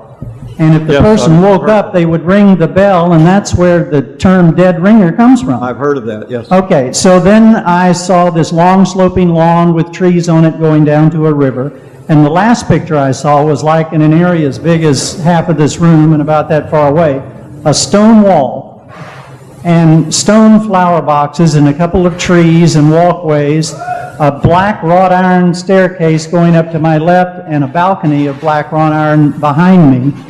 And in the sky was a source of energy that I couldn't identify. At that point, Ray came along and he said, well, let me hear your session. So I told him all that, and he said, well, let's look at the postcard. The postcard was where I was sitting in that garden looking at that wall, every detail exact, and the energy in the sky was the sun, and he said that everything that I described was correct because he and his wife had been to that cathedral a couple of years earlier in England. It works big time, period. Well, I'd like to see this for myself sometime, but can I just say this? Some of the questions, and I'm not trying to silence anybody here, but some of these questions are really strayed away from the purpose of my presentation, which was about ethics and morality and religion and non-religion. So I think we're starting to go off the deep end here a little bit, or going off in a different direction, I should say. Pardon me. Could we do a demonstration of remote viewing right now?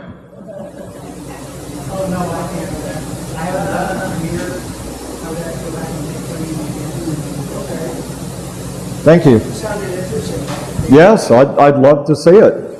I really would. If I saw it happen, I would believe it. I would believe anything that I actually saw happen with my own eyes, rather than just read it in a book.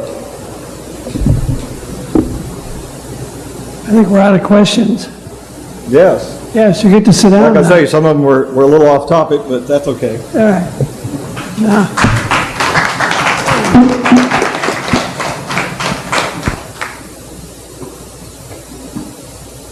Now it's your turn. Who wants to be first? You have 5 minutes. Al, you're first.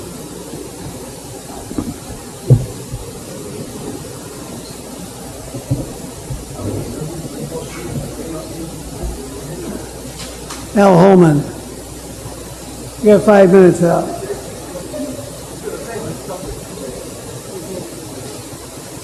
Well, thank you for that presentation. It was very interesting, and I think all of the 5 people that you described are marvelous examples of very ethical and good people, and I appreciate that. I've read a little bit about Carl Sagan in the past, and I used to watch him, and I thought he was quite a brilliant man. I would have to say that we all have our own experience, and our own experience determines what we believe reality to be. And from my experience, I was fortunate enough to be brought up in a household with an alcoholic father and a very mean brother, and out in the country, and that then caused me to saddle up my quarter-horse Prince and call my beagle Sandy and go out in the wilderness and lie under this beautiful oak tree and just merge mentally with all the wildlife in that tree and just marvel at the intricacy of a leaf. The things that nature had made are incredible. And if you stop so much of the right brain metaphor thinking and merge into the beauty and wonder of nature, I believe it gets you closer to the source that created all of that and that created us. And I think, God, I could go on for an hour and a half here or two. I think we should look at something that I've mentioned this man's name numerous times, Yuri Bezmenov, B-E-Z-M-E-N-O-V. You need to go look him up on YouTube. There is one lecture he is giving in a blue jacket and a tie at a blackboard, and he states, now I'll back up. He was a KGB agent involved in the infiltration into India to try to convert India to communism. And he defected because he saw some things that he thought were unethical. A fellow he thought was a very fine man they were going to murder. And he made it out alive and got to the United States, and his whole presentations are basically Wake Up America. If anyone thinks that there is any smidgen of anything good in communism, well, remember that Stalin murdered 48 million Russians and Mao Zedong 60 million. And the only great, now that's anti-religious murder there principally, because they were wiping out the religious people as a large portion of that. And the largest murder of people under the name of religion was by the Muslims. When they first started, the Middle East was mostly Christian. And when Muhammad started his first jihad, which went through all of North Africa, and then following that sometime, the second jihad, which went through Greece and Italy and half of France and most of Spain, the total murders in those two jihads are in the neighborhood of 250 million people. So yes, religion has been used extensively for extermination of people. This is not love, and this has nothing to do with the Creator who is love. And I am firmly a believer, if you will, and a knower, in my opinion, because I grew up never even knowing the name of a doctor. We would call Nana, and Nana would pray for us, all of the grandchildren in the family, and 2 or 3 days later or an hour later, we'd be done with it and we'd be out on our bicycles again in college. I separated this shoulder in football practice, and it was deformed and hanging down. I had my arm in a sling. In play practice one night, night or so after, the instructor came up and put his hand on my shoulder, and I just cried out in pain. Well, I called Nana, and she worked on it, and 3 days later, I was back in football pads on the football field. That was healed. Now, I experienced that. When I was a kid, every winter I would wake up and notice I was beginning to get hives. And I would have hives around the middle for 2 or 3 weeks every frigging winter. And it drove me crazy. I couldn't sleep at night. It itched all the time. And one night, Mother just took me in her arms, put me on her bed, and sang hymns out of a church hymnal to me until I fell asleep. I woke up the next morning, the hives were gone, and they never ever returned again. Now, if I had not learned by, Shakespeare said, sweet are the uses of adversity, from the adversity of my father and brother driving me out into the wilderness. If I had not learned to have that awe-inspiring feeling about nature, I would not be here today. And I'll tell you that example, and hopefully I can get it done before the 5 minutes are up. Years later, I was living in Germany. This was in January or February. I was in a language school in Rothenburg, northern Bavaria, and we'd have classes until noon Saturday, and I had a little Volkswagen. And I had a friend from Nigeria, David Nkoyo, and a friend from Hong Kong, Fritz Koo. And I said, hey guys, let's jump in my car and drive down to Munich and have dinner and just kick around and get away from here for a while. So we did. Coming back, it was around 2 o'clock in the morning. The Autobahn went up to Nuremberg, and halfway it went out to the northwest towards Rothenburg, where we were. And that was a two-lane country road lined with trees and farmlands out on the outside. And David was asleep on the back seat, and Fritz was helping me watch because this awesome thing had started to happen. I always thought it was a myth that snowflakes were as big as baseballs with these intricate crystalline patterns all out. And they were just slowly tumbling out of the sky. I had never seen that before. The wind had been blowing whenever I'd seen snow before, so they all crumpled up. And I was just in awe of how beautiful that was. So I started sort of just wandering off in my thinking in that way. And I just watched the story of Moses go through my mind from the Bible, and the whole emphasis in that was his talking relationship with God. And then I watched the story of Jesus with that same emphasis, his talking relationship with God. Now, in everything I'm going to say, there was not another car on the road, and no one in the car said a word at any time in this until we got home and said goodnight. About that time, over to my left, in a voice as loud as mine, I heard a tenor-range male voice say, "Slow down." Well, I knew whatever was talking to me was giving me some information I needed to know, so I slowed from maybe 30 or 35 down to around 20 or so. And I looked over at Fritz. He was still looking ahead, and to my astonishment, I realized he didn't hear that. And so then, a few seconds after I slowed down, the same voice said, "Drive on the left-hand side of the road." That clearly. Well, I pulled over on the incoming lane. Fritz looked over at me with a big question mark on his face. Within seconds, the road turned about 45 degrees rather sharply to the right. I could not possibly make that turn because it just loomed up out of the snow where I was. But the headlights shone on the ruts that farm vehicles access to get into the highway. I was in line, so 30 or 40 yards out into the edge of this field, I bounced to a stop.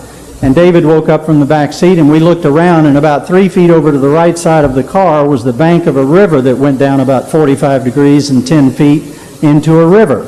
Now, we're talking about weather that was below 20 degrees that night. Well, I slowly backed up, and just around the curve was the bridge, and there was no guardrail because the farm vehicles accessed there, and I started into the turn, and I knew it might be a little slippery, so about 10 miles an hour, I slowly put the clutch in to shift to second, and that car lost traction on all 4 tires and turned about this fast, literally, 90 degrees broadside in the road. That whole turn area was black ice. If we had gone in that river, none of us would be here today.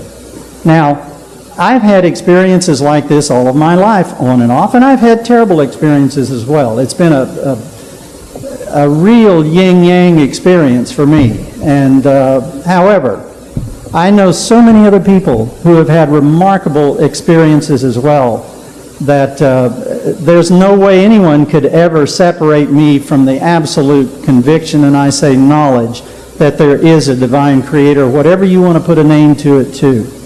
Now, I don't agree, I am Christian basically, but I don't agree with most Christian theology that I know about. I had 2 brothers who were good friends in law school, and they would come up to me sometimes over in the student lounge at the law school, and they would say, "Albert," they were so concerned, they said, "Have you accepted Jesus Christ as your personal Savior?" And they wanted me to say yes, but we first had to define words, and we could never come to an equal definition on accept, Jesus, Christ, the combination of Jesus Christ or Christ Jesus, personal, and Savior. So we were speaking 2 different languages that had the same words in them. And I think that the difference is in understanding that the kingdom is within you, and in stillness and silence shall be thy salvation. Quieting the thinking intellectual mind and listening is the key to it all, because it's all within each one of us. Okay, who's next?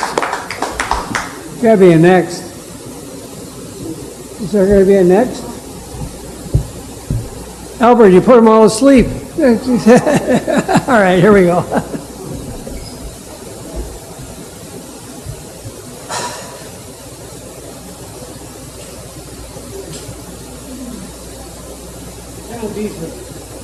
Yes, this is a difficult topic. Most people in England are neither religious and possibly not Christians, although we all have to go and learn scripture in our school. My observation was that religion really has got nothing to do with Christianity. Most people that claim to be highly Christian are really deeply religious and entertain precepts that have more to do with the Old Testament than the New Testament. And I believe that throughout the ages, religion has often been a state religion, and it's been used to keep people, under control. And I think that happens today. I think it's curious, in my observation, to see that the party of the right wing, which is profoundly antisocial in most respects, a great lover of the meanest form of capitalism, promote themselves as wildly Christian. Well, I don't believe that is Christianity. I agree with the precepts of what Jesus said, of helping one another, and so on and so forth. I think most people do. But that's a wide step from these weird, strange beliefs of religion. Which would have to do with, what I see is most obvious, is mostly to do with controlling women. And the other thing you see is whatever religion it is, it has about 55,000 different sects that their biggest desire is to kill one another off under the guidance of a supreme being, no less. And the most absurd thing, of course, is the leaders of Islam that say, well, if you kill not your fellow Islamist, but one of those white infidels, then you'll go straight to heaven, and there'll be 70-odd virgins waiting for you. Well, I suppose that's a attractive belief, but I mean it's absurd. I mean really, it's absurd. It just shows you the perversion that religion can have. And it strays, in my mind, far away from the precepts of Christianity of doing good in this world. And I think it's an evil thing. I really do.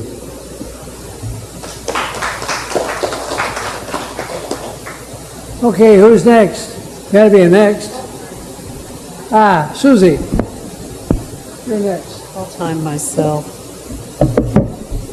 So, first of all, I want to thank you for bringing to our attention these 5 individuals and what accomplishments that they made for our society, despite the fact that they had an agnostic or perhaps no belief in a supreme being.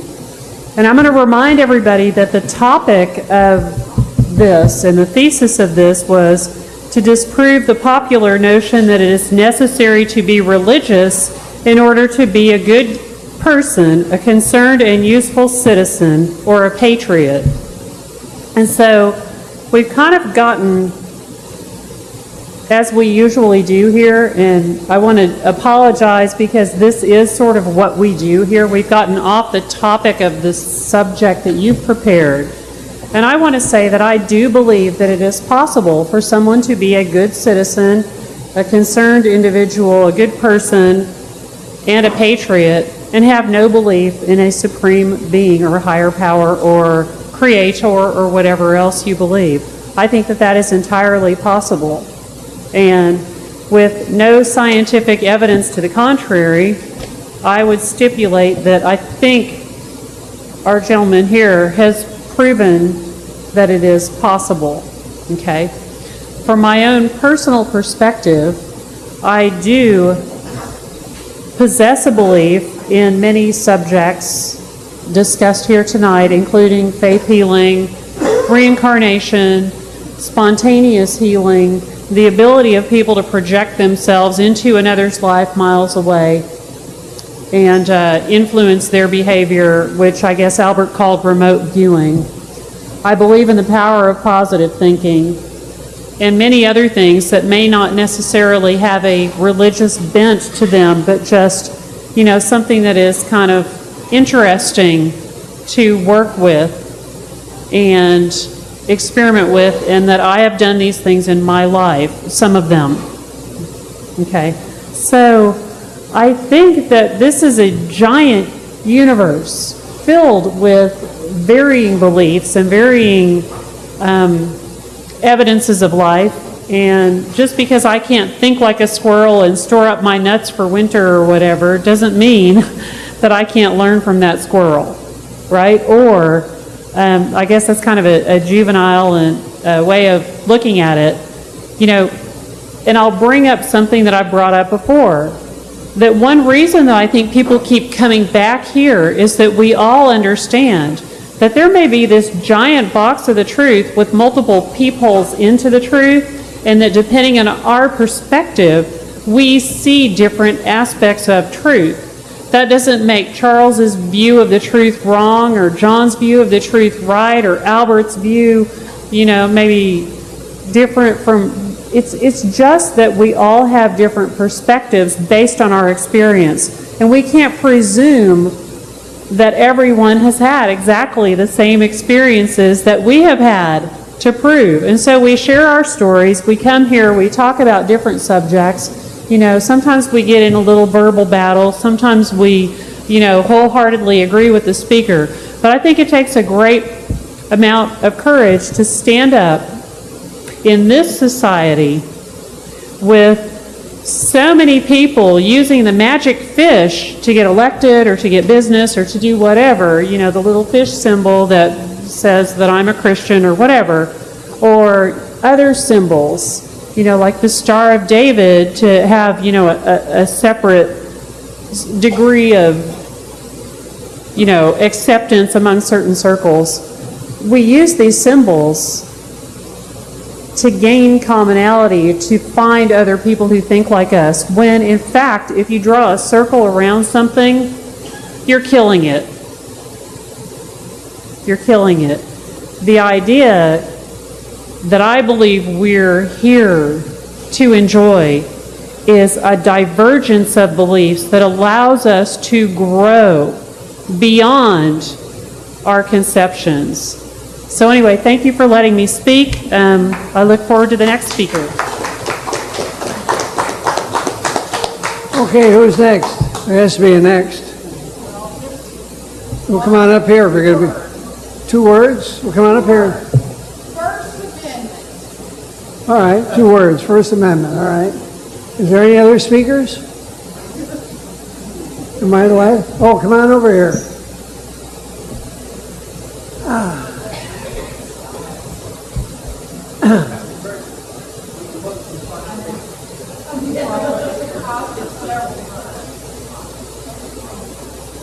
Calvin, you have the floor. Calvin, do it. Thank you for your presentation. I grew up in a church. My father and mother were both strong in the church, and actually I've never strayed away from the church. When I was in service, I was at the religious service that we had in the church, in the Army. And I've never been away from it. I always have had some concerns about what we believe in and what we practice. And I grew up in the Baptist church. The Baptist church is very rigid. Everything, when I was a young man, you couldn't hardly do anything that I wanted to do. So I went to a Protestant retreat in Birch's Garden. And the Methodists knew what they believed and could explain it, the Catholic, the Episcopalian, the Presbyterians. But all I knew was these, you know, the Bible, we use it, but nothing I wanted to do, I could do it and be a good Christian. And so my wife was a Methodist, so when I got out of service, I became a Methodist. And we was Methodists for about 10 years, then I became a Presbyterian. And so my point is this: I do believe in God. I believe in both the Old and New Testament. I think when people interpret the Word the way they do and cause people to do and think the way some of them think, religion doesn't really put you in a box. Religions actually free you, from my perspective. And all the rigidities that we hear from one of the churches you described here in Dallas, that is that's their interpretation of it. But God gave us a mind, and we're supposed to listen to stuff discerningly. We're not supposed to just accept something because it sounds good. But I've lived long enough to know that there's value to what we are supposed to be doing as Christians. And it's not scientific, it's based on faith. You either believe it or you don't believe it. And within my perception, I think each person can believe what they want to believe as long as they don't hurt other people. If they hurt other people, then I think something has to be done. But I know a large number of people who are atheists or agnostics. They're good people. They don't do anything to hurt anybody. And so, in many respects, what they do may be more Christian than what some of us Christians do. So I defend a person's right to believe what they want to believe, and I don't think that Christianity puts me in a box. As I see it, it gives me an opportunity to do many of the things that I think I should do, and I don't have to feel guilt that I'm violating my Christian principles. So thank you for your presentation.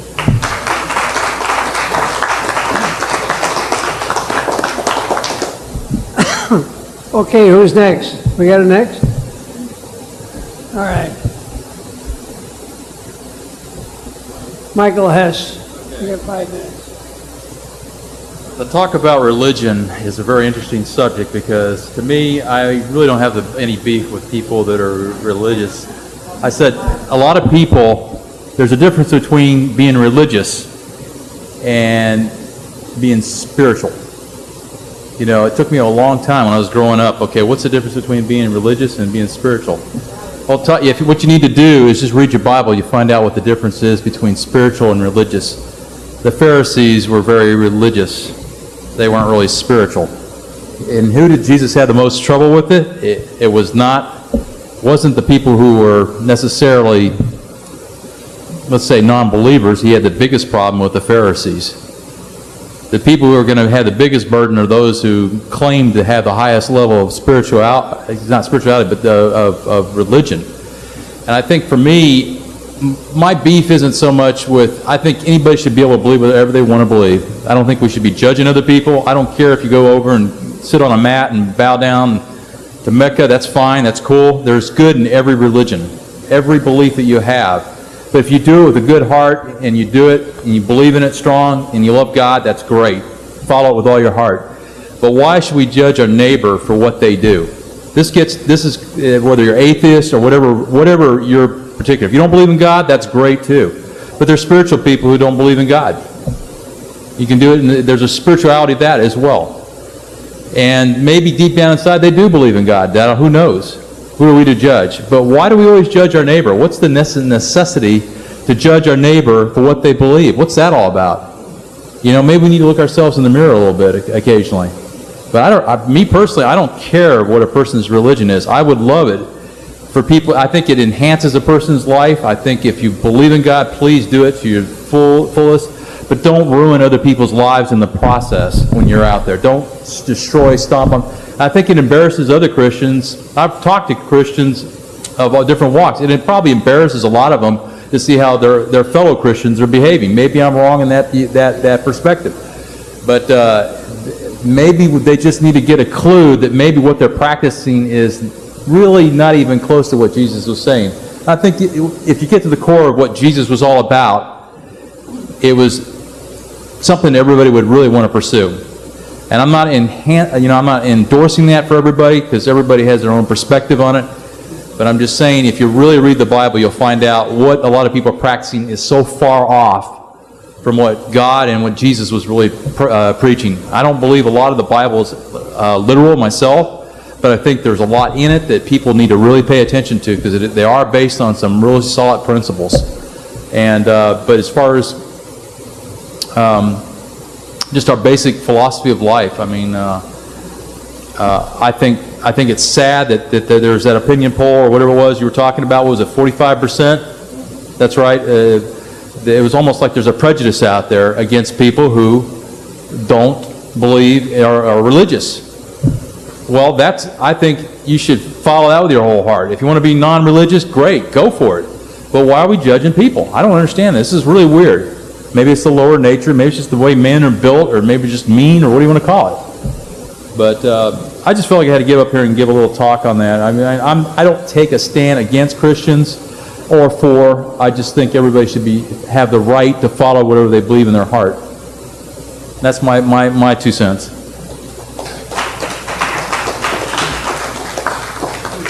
Okay, who's next? Is there a next?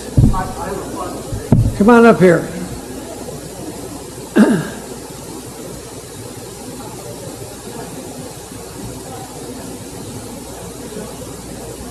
John Beasley, you got 5 minutes. This is in more of a nature of a humorous thing. As you know, I went to Imperial College in London, and of course they had lots of dances, and it's rare to meet someone who's sort of openly religious. Well, I asked this young lady to dance, and immediately she said she was deeply religious.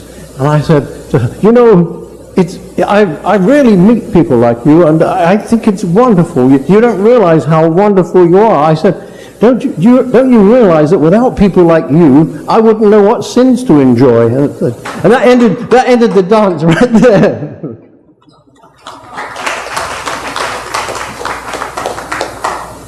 Okay, who's next? Come on up here. Well, you talked about 10 minutes last time. Keep it very short. I enjoyed the things you had to say too, Michael. 2 things I wanted to reemphasize. Yuri Bezmenov again stated that when a country has a firm belief in God, a people, you can never convert them to communism.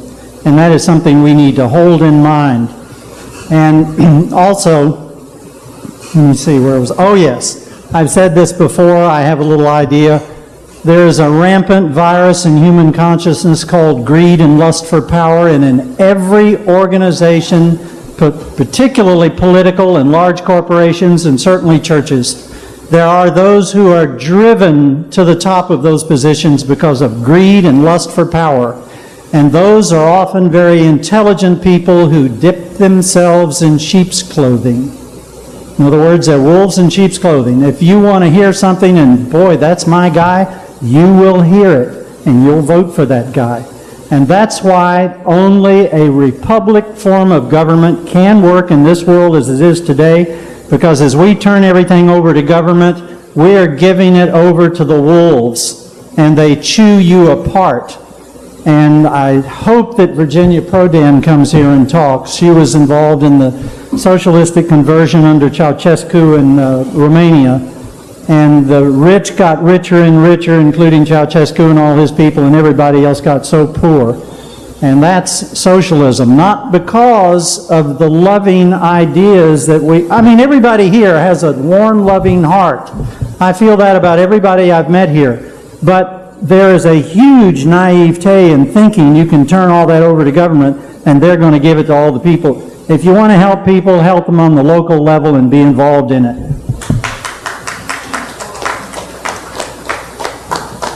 Okay, who's next? Is there going to be a next? Or am I the last man standing? I guess I'm the last man standing. I don't see any more next. What's that? I will. All right.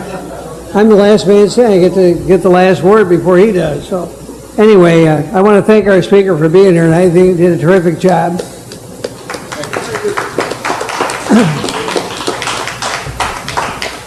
I'm reminded of if you look at religion and history, you find that all the religions of the world, the Aztecs, all of them, they reached a point where people said, well, I'm going to die, and that's it, and they had to be more. And so they produced a religion. Man couldn't live with the idea of just being dead, and that was it. So he had to come up with something else. They came up with a religion. I would say that the biggest believer in the world is going to die. You think he's going to be 6 feet under, he's going to go to heaven. And the biggest non-believer is going to believe he's going to be 6 feet under, and that's it. But maybe, just maybe, there's something to all this. So it's a great unknown. That's where it stands. And I think that's what our speaker brought out here tonight, and I commend him. Anyway, you get the last word, Mr. Speaker, and you get to comment on all these comments and close the meeting. Well, first of all, let me just say I hardly know where to begin because there were so many different things said by all the other after speakers.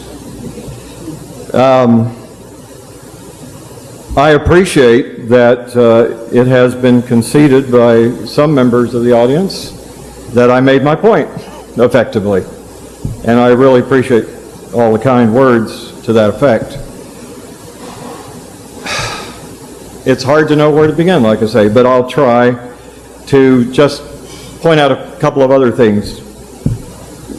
I hear people talk about religions and everybody should live and let live and all that sort of thing, but one of the things that bothers people like me about religion is the fact that it sets up artificial barriers between people. Christians, Jews, Muslims. And within the Christian church, there's the Catholics, the Protestants. And within the Protestants, there's thousands, literally thousands of different denominations and sects. You can't all be right. You can't all be right. And everybody's saying, well, we're right and everybody else is wrong. Well, I agree. I read somewhere the Jew says the Muslim and the Christian is wrong.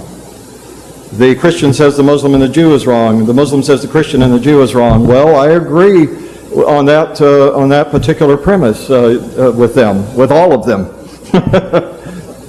You can't all be right. And somebody is wrong. So who is it? And that's what Thomas Paine, for example, was trying to say. You can't all be right. Somebody's got to be wrong. People have also talked tonight about the Bible, but I wonder how many of you have ever actually taken the time, not just to read the Bible, but to read about the Bible, to look into what scholars have done, to explore how the Bible was written, and to ask yourself some searching questions. For example, it occurred to me, without even having to read anybody else put this in my mind, it occurred to me independently the other day, did anybody have a tape recorder at the Sermon on the Mount? I don't think so. Was somebody taking shorthand? I seriously doubt it. Many of the books of the Bible, who wrote them and when, are in dispute. Scholars do not agree. You'll have some guy say, oh, this was written then, and this is who wrote it, and somebody will say just the opposite. So you really don't know who to believe, but we can be sure they were not written by Jesus himself. Okay? And it's very unlikely that any of his disciples, who were unlettered fishermen, for the most part, wrote them either.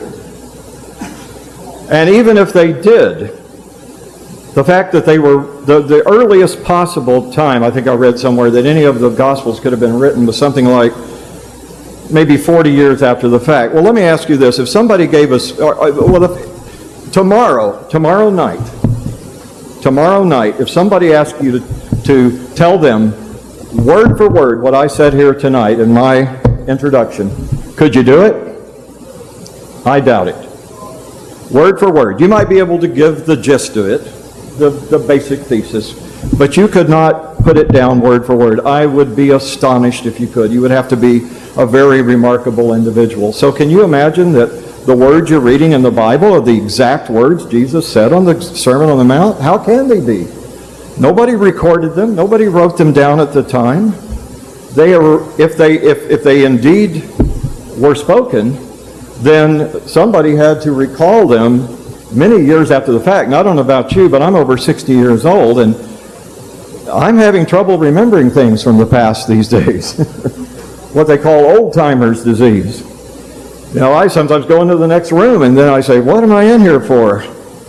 I bet a lot of you have had that happen to you too. So all I'm saying, and I think in closing, is that religion, to my way of thinking, divides people. It creates individual boxes or circles, as was mentioned earlier, that people get locked into, and it prevents them from getting to know other people. We ought to remember that we all live on this little planet. I don't know how many of you have ever looked at a picture of the Earth as photographed from the moon or even further out in space. We're this little bitty blue marble hanging there in this vast ocean of who knows what. And you can't see any boundary lines from space. We're all human beings here. And instead of artificially dividing ourselves into us and them, I think we ought to start talking more about all of us.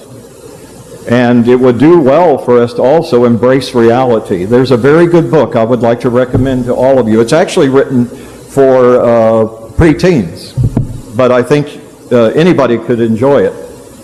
And it talks about the wonders of the forest and the streams and nature and other things, the universe. It's called The Magic of Reality by Richard Dawkins, which is a name I don't know how many of you are familiar with. He's right now the world's most famous atheist, but he's also a biologist and a professor at a major university in Great Britain. And he talks about the magic of reality, about how we should believe only the things that we can see with our eyes and all our other senses, or that can be enhanced by us, that to believe in anything else is, well, it's faith. And as Archie Bunker said, and I don't mean to demean anyone here, please don't take this the wrong way, but there's an episode of Archie Bunker. Remember him?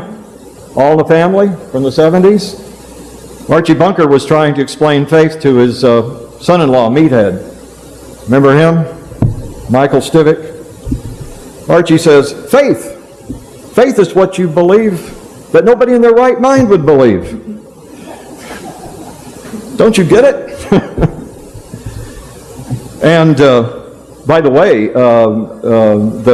Carol O'Connor, from what I understand, was a devout Catholic, and yet he didn't have trouble saying that line.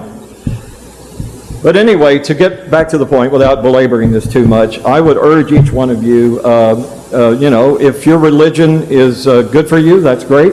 That's great. You have every right to do it. I'm a firm believer in the First Amendment. All I ask as a non-believer is that you don't bring your religion into an area where taxpayers have to pay for it.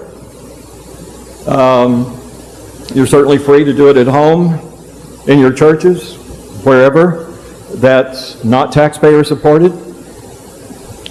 And I would also urge you to critically examine your beliefs so that either A, you will come to the same place that I'm at, or you will be better able to answer critics like me and Thomas Paine.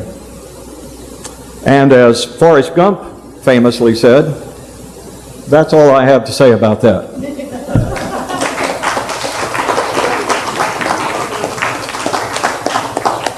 Well, they kick us out at 10 o'clock, so we got another hour.